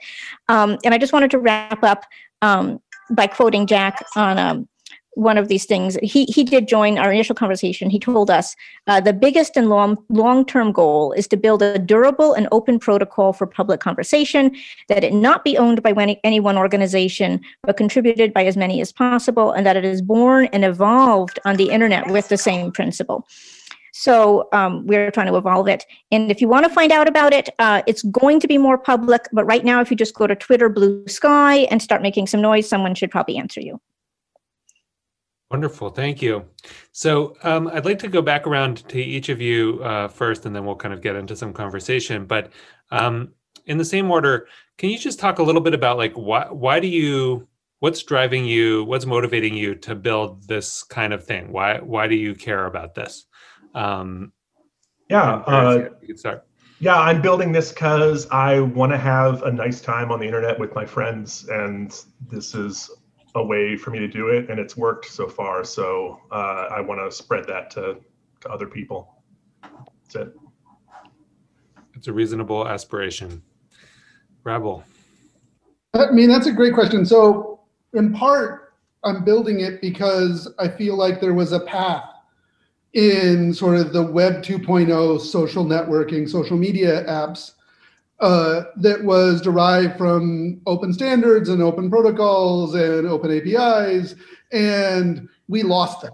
We had this playful space where people were creating all sorts of stuff and defining the future, and then we stumbled into the fact that there's a lot of advertising money to be made on this surveillance model of social media, and that's fine for those companies, but it's also deeply problematic. And I think that, it's easy to criticize what Facebook and Twitter and others do for their decisions about how they legislate what speech is allowed, but it's a completely unfair problem. Like, it's a bunch of well-meaning people who are trying really hard, who have an impossible task, and they have an impossible task because it's structured wrong. And so I want to build something that's structured on human scale, that's structured on the fact that we as people get together and can come together and solve problems without having to rely on either sort of heavy-handed government regulation or the shopping mall deciding, what the mall cop will enforce. Well said. No, very well put. I mean, my motivation is really that the misinformation out there, and the not only misinformation, but the disinformation attacks on people, obviously, even a year ago, were spilling out of the virtual space into the real world space and directly harming people. There's a lot of people, and especially in other countries, who are in very serious physical danger because of either misinformation or because of repression of information. And so attacking this problem is very visceral to me, that we've got to do something about it. And also, I just, like they said, both Darius and Rebel, it's like there's so much more creativity that could happen. And just from an engineering point of view, this dinosaur model isn't good. Let's, have a meteor hit and get some mammals here. I like it. A kind of ethos that all three of these projects have embraced is kind of this decentralization notion. And I wonder if you could each, or if any of you could reflect on what problems does decentralization solve and what problems does it not solve? Like what's it good for and what's it not good for? Well, one thing it solves, hopefully, is the ability to escape the silo.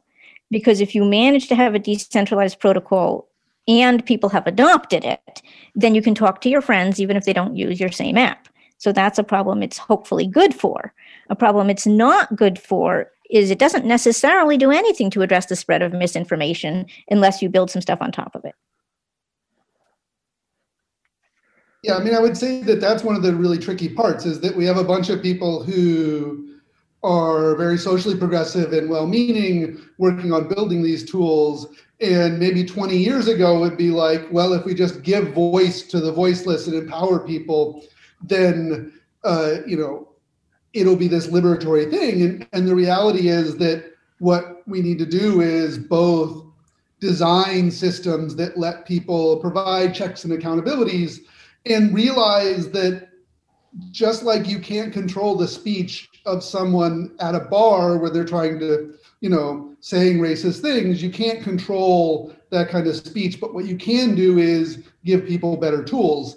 And right now we're dependent on centralized tools or just building on top of it. So like, Block Party was a fantastic tool you'll hear about in a few minutes, is built on providing security and protection to users of social media apps that the platform providers aren't doing. And so what we need to do is have the ability for us to create and incorporate those kind of protections rather than trying to bolt on. The bolting on is great, but like rather than just bolt on to existing platforms where they can delete you at any moment.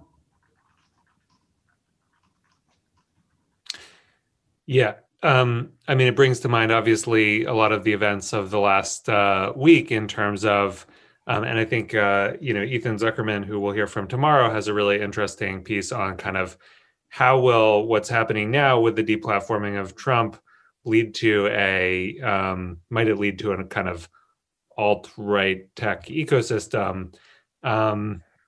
How should we think about sort of the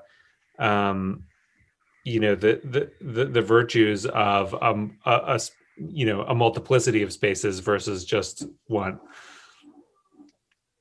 When I talk about this sort of thing, I often think about sort of getting back to what Rabel was saying a little earlier. Like, I can't tell somebody to not say something in their own home, right? And that's, have whatever thoughts you want in your head or in your private spaces or whatever. You could call for my own personal death in your own home, I guess. I wouldn't like it, but I'm not super. Sorry, I'm getting someone's speech over here, and it's kind of looks like they just muted. Okay, cool, great. What my hope is that, yeah, you'll have these different political, polarized, decentralized places. You'll also have other places too, not places that are apolitical, because that doesn't exist, but places that are built around ethoses that aren't necessarily tied to a particular, political party or ideology or anything like that. And what I'm trying to do is create spaces that are good and like fun to be in, like actively pleasurable to be in,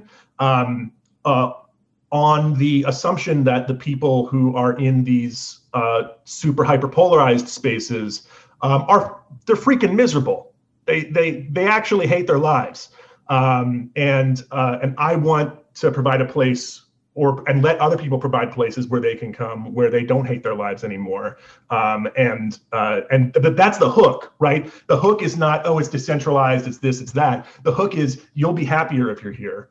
And then that's also going to change how you relate to your community as well. I love what you said, Darius, because I think there's really two sides to this coin. And I think we were in this in one of the earlier discussions. Is one is like what you're doing is making a creative, safe space where people can open and create together.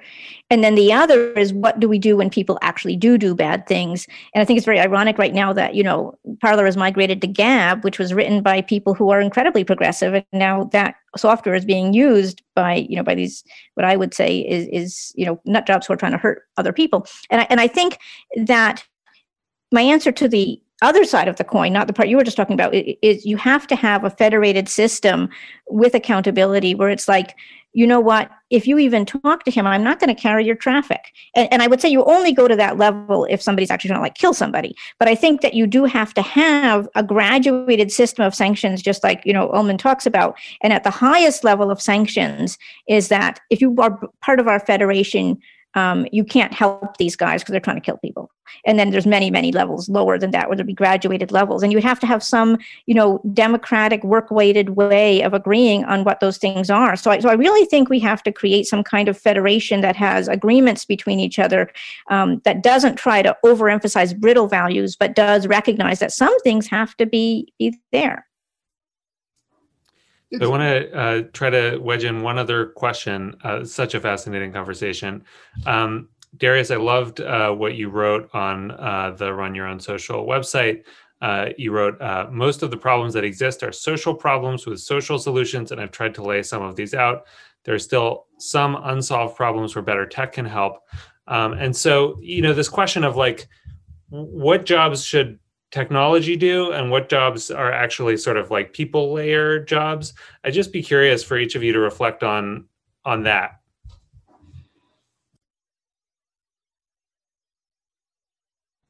I'll jump in first. So we're designing technology, and Ethan will probably talk about this, but the technology we design can't define who uses it, but we can choose what affordance it has. Do the affordances drive people in certain behavior or other? Do they create space by which people can effectively do that moderation, that governance, that community management? What is called in offline spaces sort of unpaid emotional labor.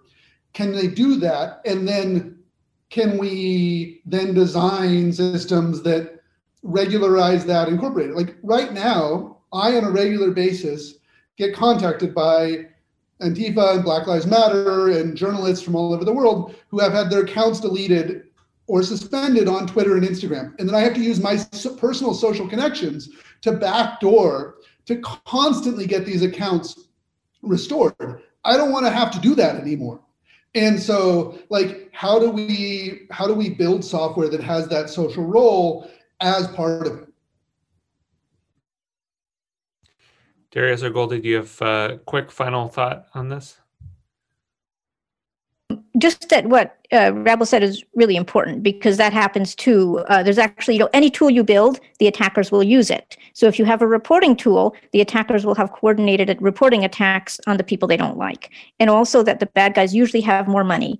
And so you really just have to be aware of these tools that you make, including the blocking and the reporting and the banning, that these are all going to be misused. And so that's I guess one other thing that I would add is that keeping these sort of nodes of communities that self-manage smaller, really small, 50 people, means that there's less of a danger of context collapse. There's more room for nuance. There's more room for oh, okay, this person said this, but here's where they're coming from, so we can take a better approach to calling them in on what they said or whatever. There's the other main thing for me with keeping it small is that you can, what do I want to say? So with the attack vectors and that sort of thing, no one who has write access to my reporting system is someone who I don't personally know, right? So I'm not worried about our reporting system being used as an attack vector. So. Yeah, no, exactly. And I think you have to have different levels. The same as you have different levels of sanctions, you need different levels of trust. And that needs to be more recognized. Because right now all we have is kind of this friend or follow or like. And I can't say that, oh, yeah, I've met Darius. I'm pretty sure he's actually a human being. And, I can't actually express that anywhere online. So I think we need a lot more granular ability to report in a really smooth way. All right. Well, we could have gone on for much longer, but thank you all for your work and for what you're building. And this is that moment where if folks will unmute with me, we're just going to send you off with some appreciation. So thank you. Yeah. Woo! Woo! Thank you. Thank you. All right. Next up, we have Esra Al-Shafei, Tracy Chow, and Deb Roy. And I'll just give them a moment to get added to our spotlight section.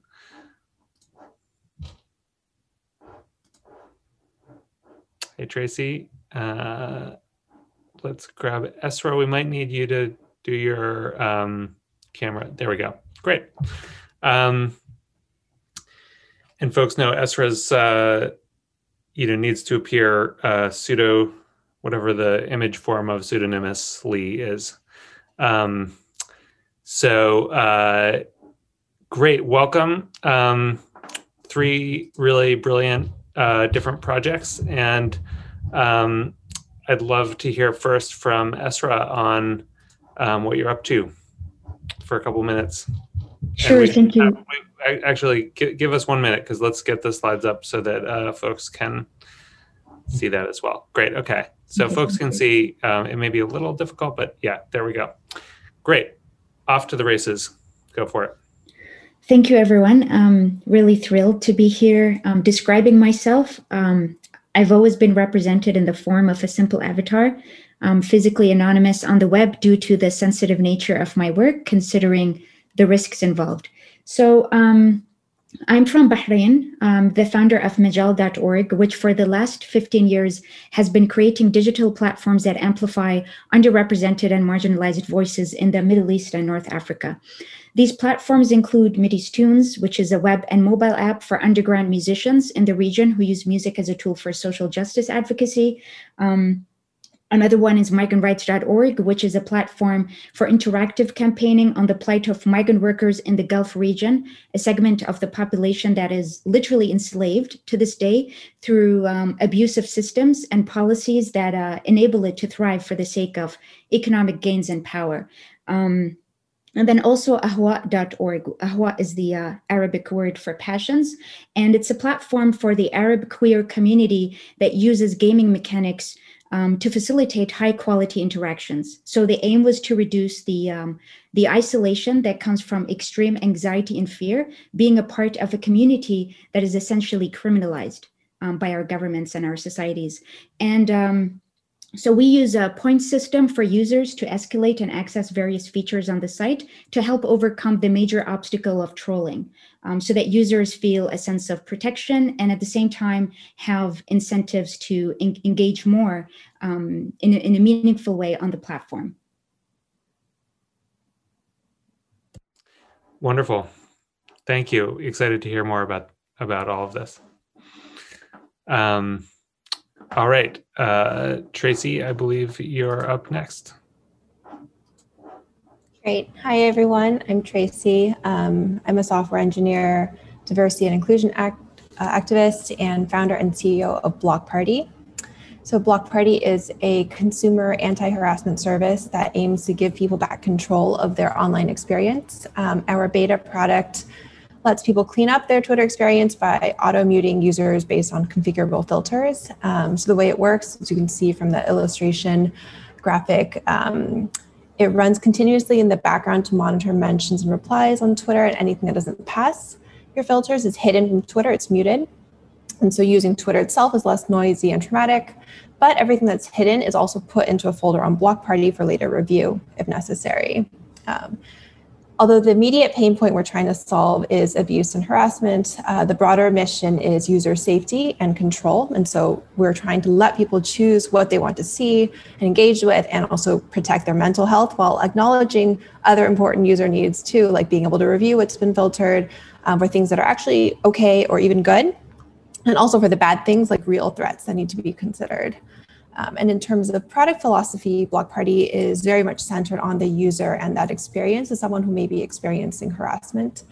For example, one thing we think is super problematic about the approach of current platforms is that so much of the burden of dealing with abuse is falling on the users targeted by it. And so with the design of our product, which puts potentially problematic accounts into a folder on Block Party, we make it possible to delegate access to this folder to friends and helpers who can review and take action on your behalf, and you don't have to give them access to your entire Twitter account, for example. Another example is thinking through the use case of documentation, which is really important in the cases of abuse. We make it really easy to collect and save that evidence in case you need it later for reporting purposes. As kind of a broader framing point, the way our digital society works right now is essentially lawless. Like, there's no real standards of governance. Rules, if they exist, are unevenly enforced. Problems like abuse and harassment are almost entirely unchecked. And there's a lot that needs to be done to fix digital society, and that's what this conference is all about, and a lot of really cool ideas about new approaches and new platforms. But the way I'm thinking about Block Party is that while we are fixing and rebuilding, we also need to provide tools to people who are using existing platforms to have a voice. And that's particularly important if you look at the types of people who we most need to hear from and are experiencing disproportionate abuse: public servants, journalists, activists, healthcare experts, especially those who are women and minorities, and parts of other marginalized communities. And they are unfortunately some of the most attacked, but also the people that we most need to hear from. When governance or public infrastructure fails, we simultaneously need to work on fixing those systemic issues while also giving people some private sector solutions to at least mitigate some of the pain or danger in the short term. So maybe an analogy is like when women might opt to take taxis or Ubers to get home at night if public transit doesn't feel safe. There is a broader safety issue that needs to be solved, but at least there is an alternative that people can access for their private physical security. And Block Party is trying to do that for the internet. Thank you. Thank you. Finally, we have Deb Roy speaking about the LVN project. Hi, everyone. Thanks. I just put a link to this project in the chat as well. Kind of hard to describe in a single picture, but here's my current attempt.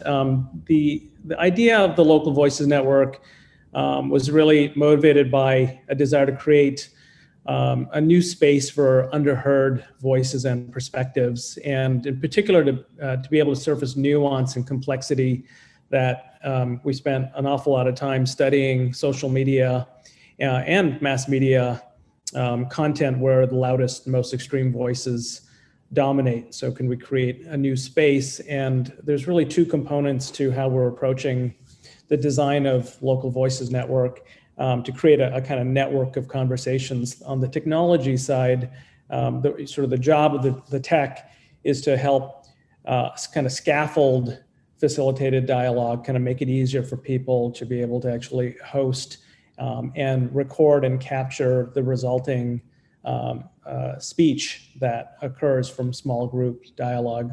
And then to be able to sort of annotate, lift up parts of those recordings and share them between conversations. That starts to create a network.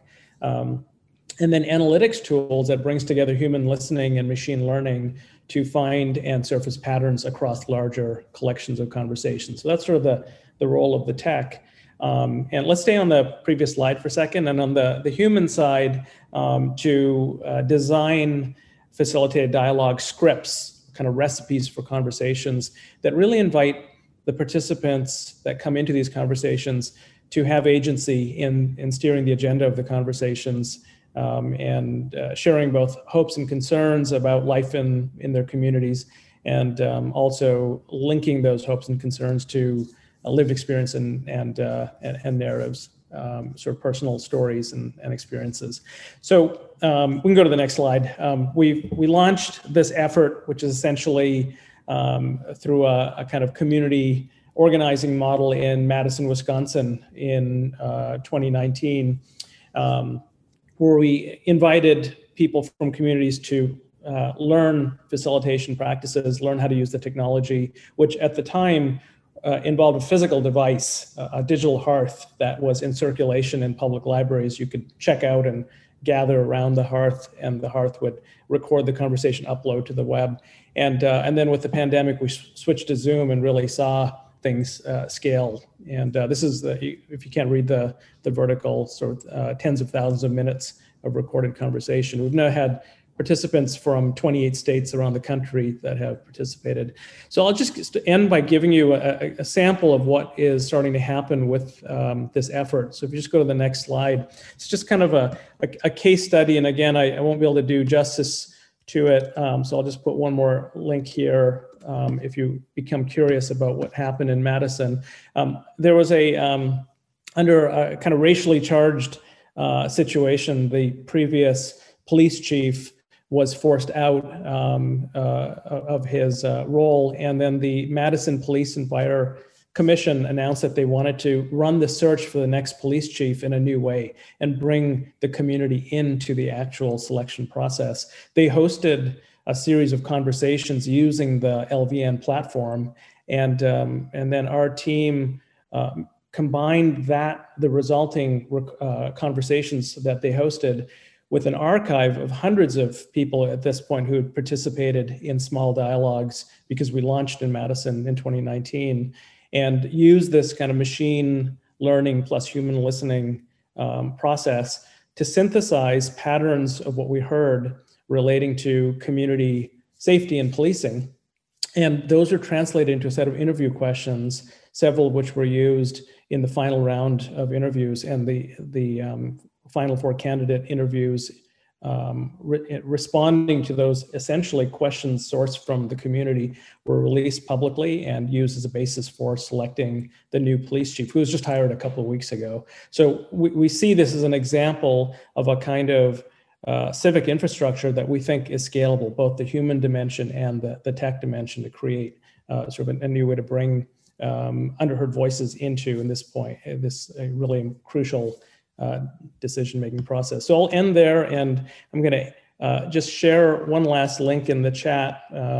This work was done between Cortico, which is a nonprofit that grew out of MIT, and just earlier this morning we announced sort of the research partner to this is the MIT. MIT announced a new Center for Constructive Communication that is working closely with Cortico on advancing the analytics side of this work, but some cool stuff happening at MIT related to this that I wanted to plug while I had the floor. Thank you.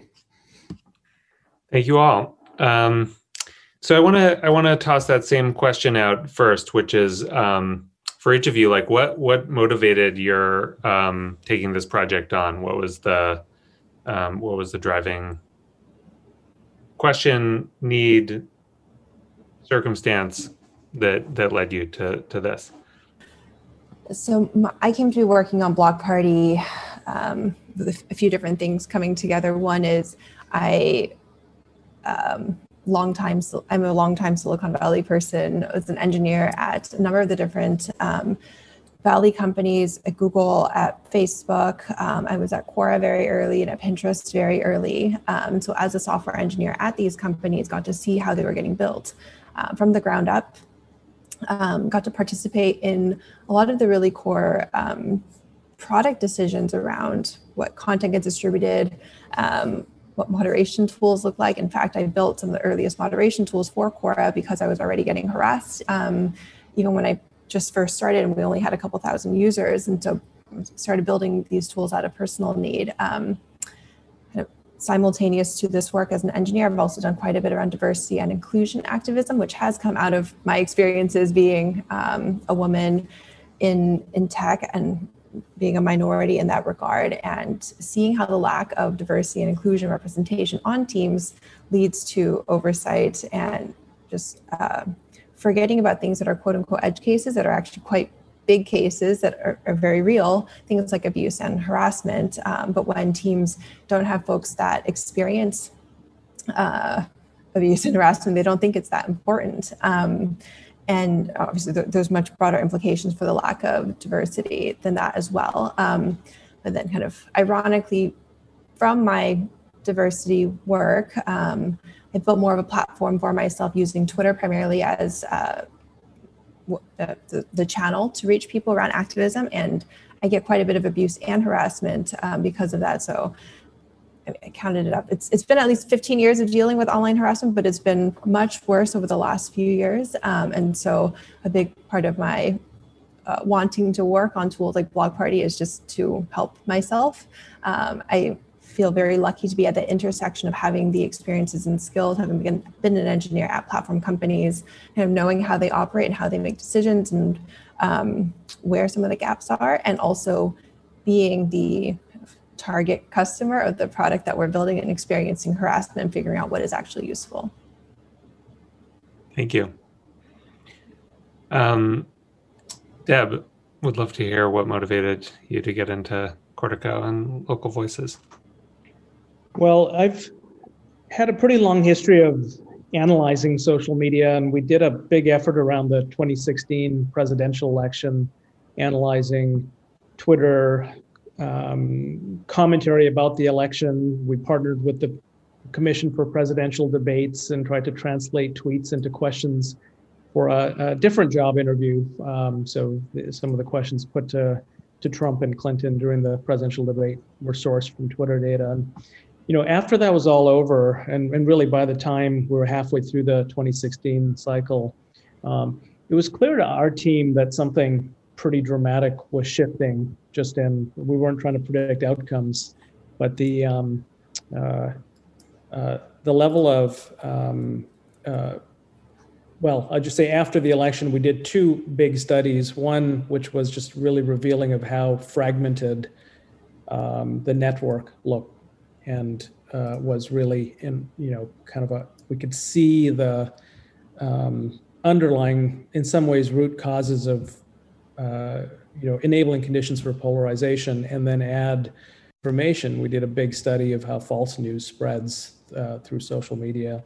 But as we were looking at all this up close, the questions, you could study the problem, and you could see, for example, othering at work, just the caricatures of other groups and the inability for the more nuanced and complex narratives to make it across divides. Just the medium itself is not inviting. So that was sort of part one. Part two, I'll just be more brief. I met someone named Kathy Kramer, a professor at University of Madison, Wisconsin. She had just published a book based on a decade of field work in 2016 called The Politics of Resentment. The subtitle was Rural Consciousness, understanding how radically different the worldview of Wisconsinites in rural Wisconsin are from Kathy's understanding of very similar topics from Madison. And I learned from her about her methods of just inviting herself into coffee klatches in the wild, and asking open-ended questions, and hearing people who know one another talk about topics, but knowing that there's an outsider that they've invited in. And then her methods for systematic listening, and then writing a book that explained things in very plain terms that were eye-openers for me in terms of how different of a viewpoint there can be. And we sense that no matter how many tweets and how many billions of pieces of content from, we would scrape from different sources, there were insights that Kathy was able to relay that we weren't. And so we asked the question, how do we scale these methods that Kathy opened up a window? And there was, both her listening, but also can we create a kind of network effect so we can decentralize the roles being played there centrally by Kathy, both of listening and of sharing, across divides. And so Kathy became a critical collaborator, and we started to test and iterate with different, and it's still early days, but there was no accident that case study I just shared was played out in Madison, which is Kathy's hometown. And so she rolled up her sleeves and helped organize the launch in 2019, working with the Cortico team. But it was really just trying to make sense of problems we could see. But when people would say, all right, well, if it's not racism, Deb, what is it? If there's not a simple answer to some of the things you're seeing in the data, then what? And we realized we had no clue. That it was complicated in ways that we were stuck in our own, to use a term I think you've heard, Eli, we're stuck in our own bubble. So it's been quite a journey trying to step out. Thank you. Well, I'm so appreciative of all three of these efforts, and I wish we could talk about them a bit more. There's a lot more to get into, but we'll have to do that another time. Thank you so much for sharing and for what you're doing. And let's do our unmiking and cheering for those efforts. Ready? Everybody? Did he say a last name that you might remember? Thank you so much. Thank you. All right. Thanks again. And let's welcome on Michael and Pia and Hirtian. And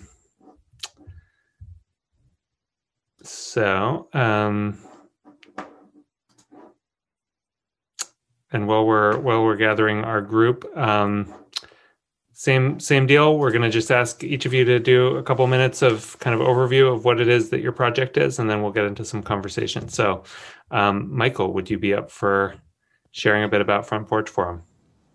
Sure, I'm glad to. Thank you, Eli. First, my name is Michael Wood-Lewis with Front Porch Forum. I'm a white male with black framed glasses and short brown hair and a cozy flannel shirt because there's snow on the ground here in Vermont. So Front Porch Forum. My wife, Valerie, and I started Front Porch Forum as a project 20 years ago. And it has continued to the point where now we employ 20 people and we're on our third software platform. We are a mission-driven small business. Our mission is to help neighbors connect and build community. We do that by hosting what is a statewide network of online neighborhood and small town forums. I'm an engineer by my background, not a coder, but I work at the intersection of community and tech, but with a very large bias towards local and small and decentralized. We've made dozens, hundreds of small design decisions over the years that have led us down a very different path than, for example, one of our big tech imitators that you may be aware of. So our basic concept is people sign up for their local forum, and once a day they'll get an issue that arrives via email or our website or our mobile app, and it's got postings from neighbors.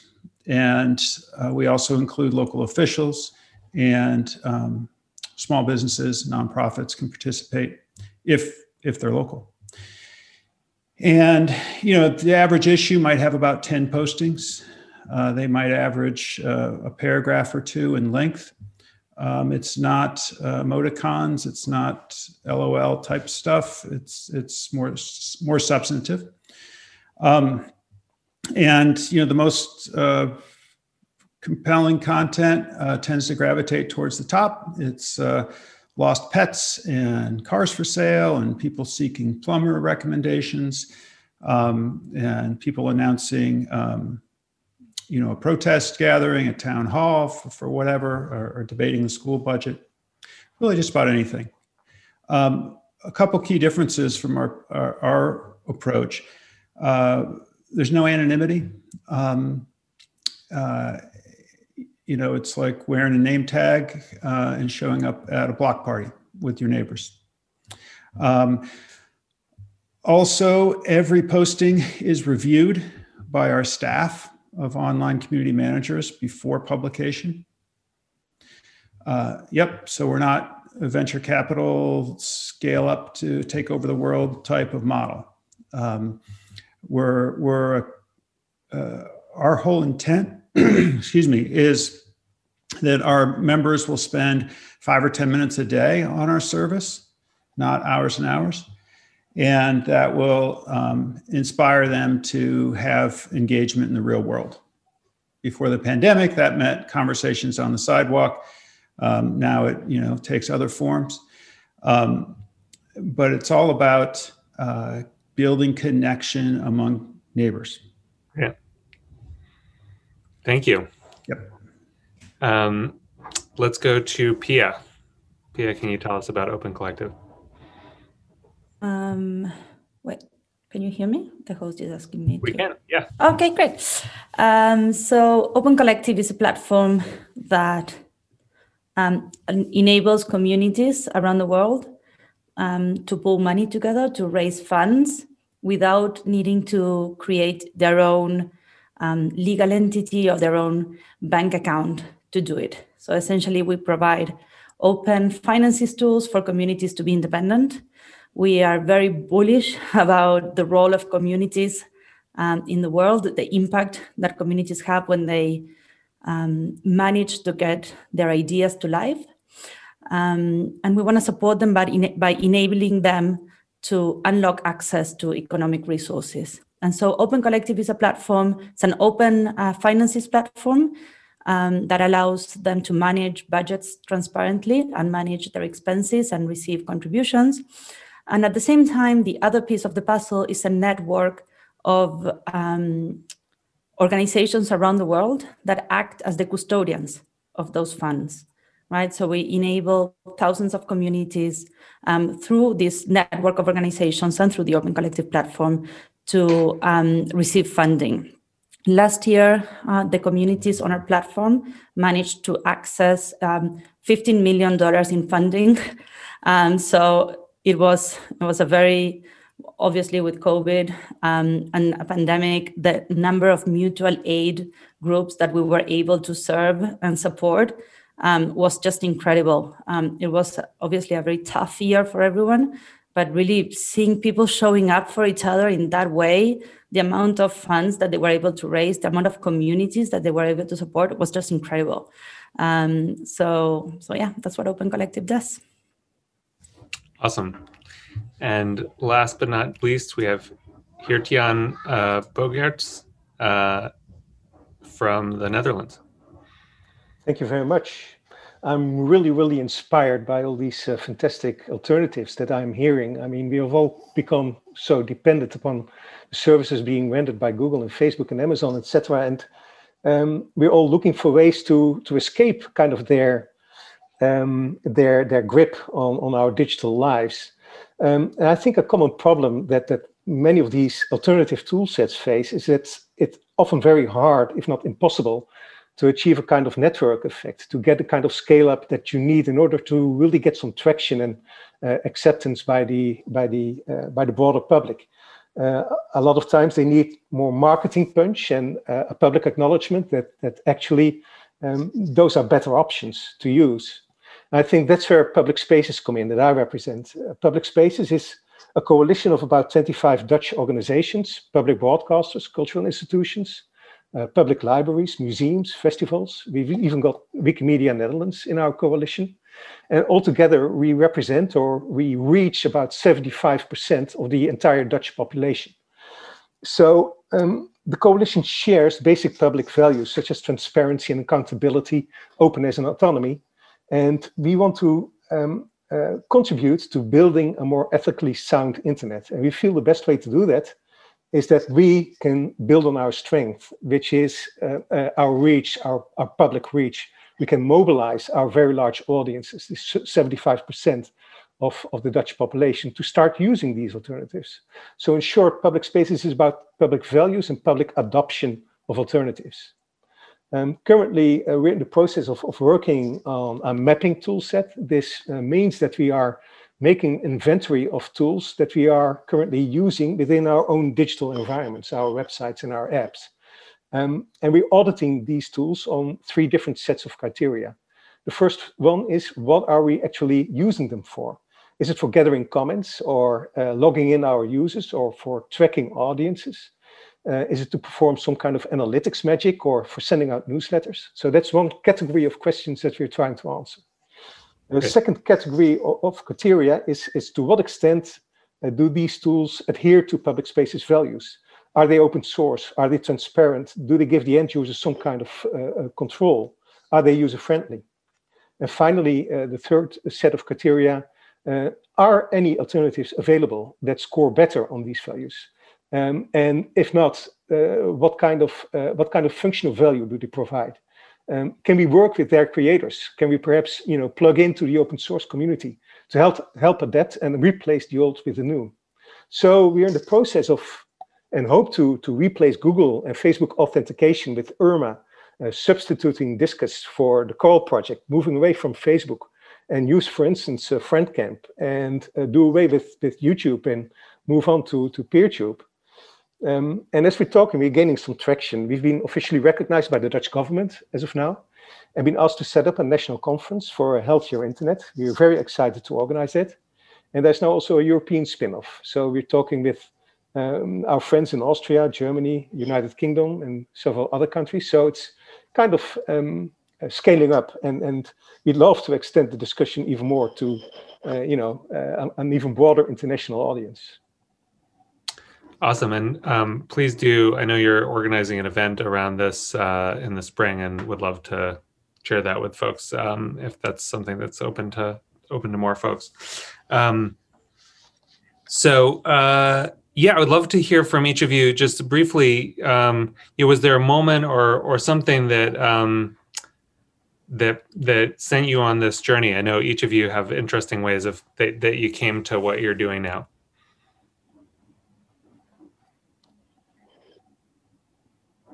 Okay, shall I start off? Yeah, great. Yeah. Well, I think the main driving force was for us. I mean, I work at a public broadcaster myself, and we're making a lot of shows, documentary shows, for instance, that are very critical of our current digital ecosystem. And it feels very hypocritical, to produce journalism that's critical about, data and privacy and so on. And while at the same time, we're dependent and we're using ourselves, Google and Facebook.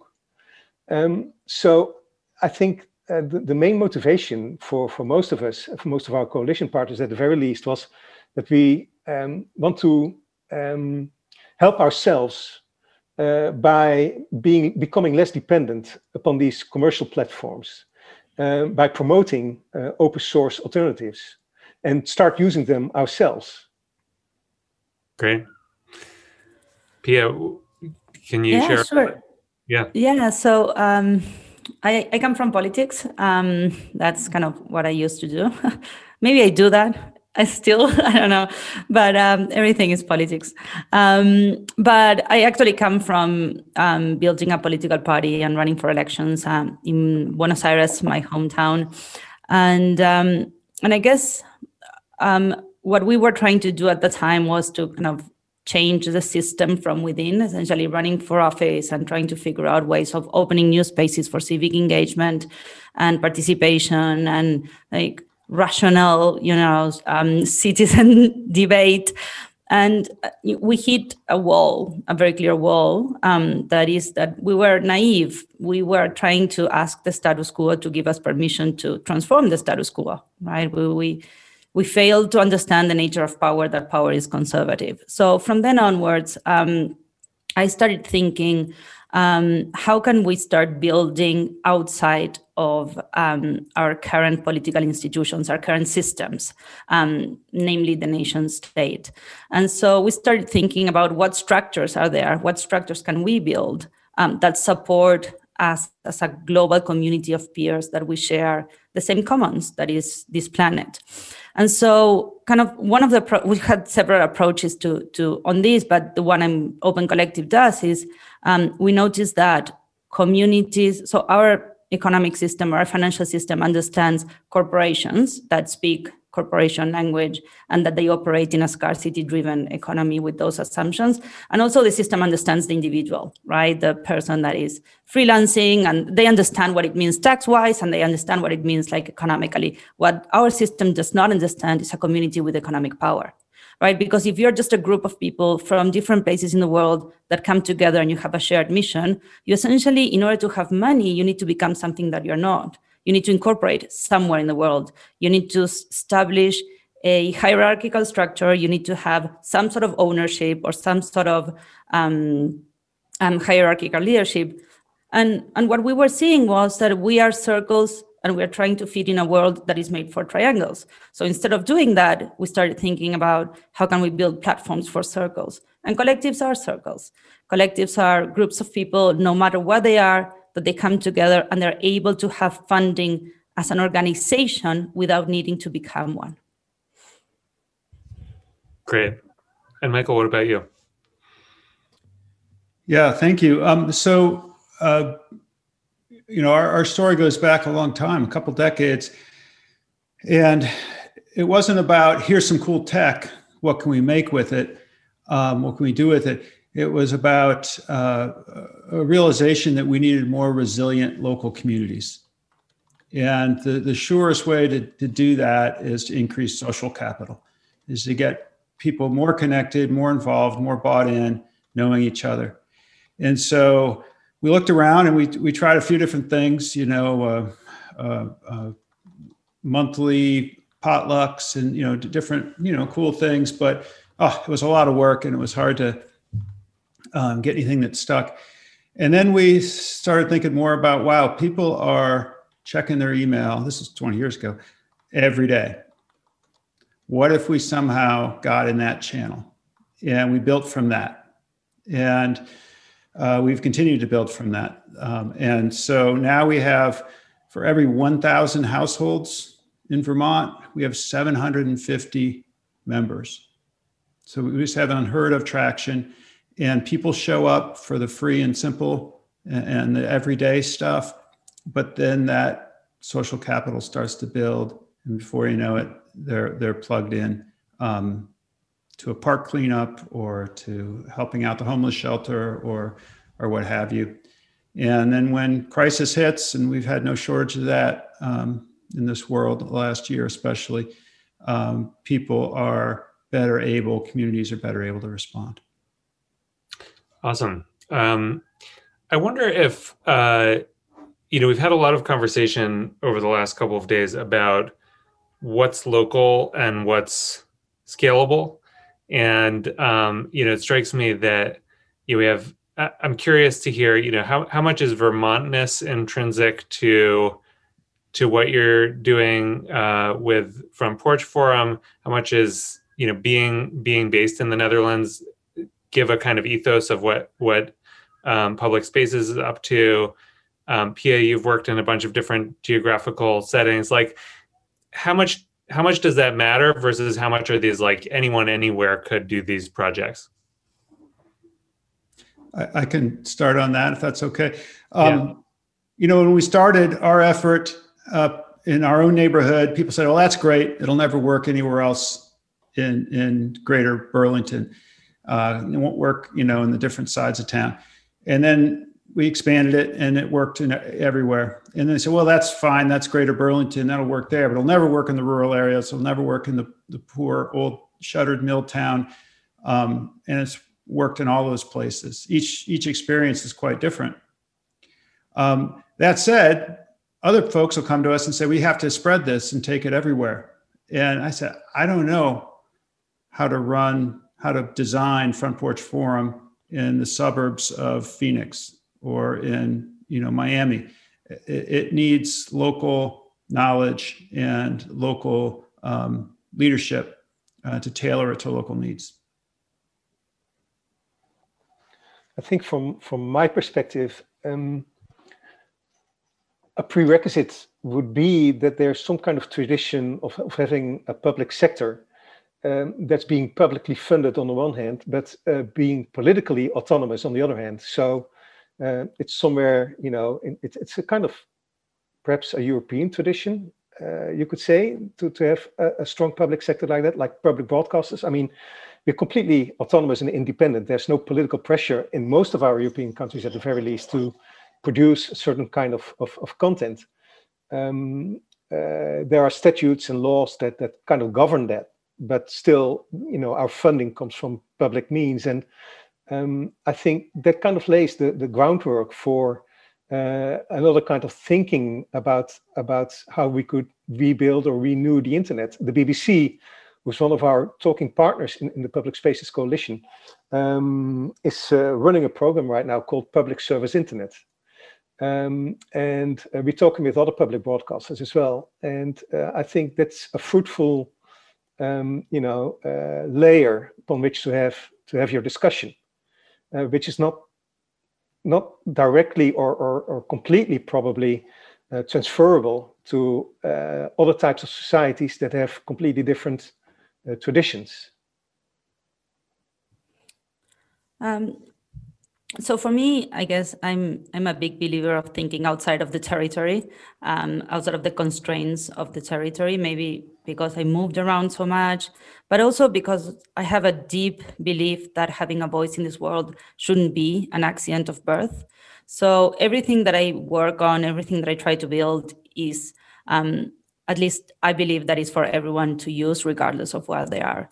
And so of course, kind of the local communities and they have impact, at least, for example, in Open Collective, but it can happen everywhere. And I believe that we should build tools and build the scaffolding for initiatives like this to pop up around the world. We shouldn't be constrained by where we are. Cool. Well, I wonder if we could do one final round on, you all have thought about kind of community building and different approaches to community building from very different angles. And I wonder if you could just share one element that you think is understudied, under-considered when people are thinking about this.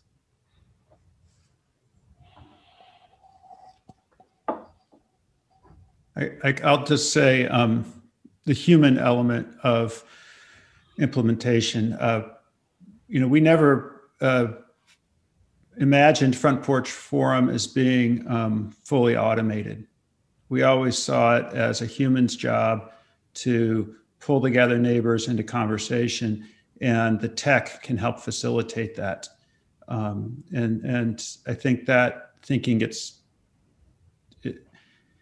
I just wish that thinking was part of Silicon Valley. I can relate to that very much, and I think I'm an admirer of the work of Tristan Harris. And what I think is going to be a really big challenge is to develop and design features and functionalities that are, as easy to use and as user-friendly, without becoming addictive or without, vying for attention and playing a part in this attention war. And I think we need a lot more design thinking in those types of directions. It's a tough question, Eli. So for me, I guess the one element that I think we don't think enough about is this idea of stewardship. Like, we should consider ourselves like stewards of our community. So we don't spend enough time in how do we make ourselves redundant? How do we remove ourselves from the equation to make place for another group of stewards that is going to take over? And those transition mechanisms are always, it can be tricky, they can be difficult. Communities, and thinking about stewardship, I think, makes the resiliency of a community. Thank you. Well, that's a beautiful note to end on. Couldn't agree more. So I want to thank the three of you. I want to thank our documentarian, Paisley, who's been doing this beautiful painting in the lower section. And ask folks one more time, get off mute. Don't leave me hanging here, and help cheer our wonderful panel.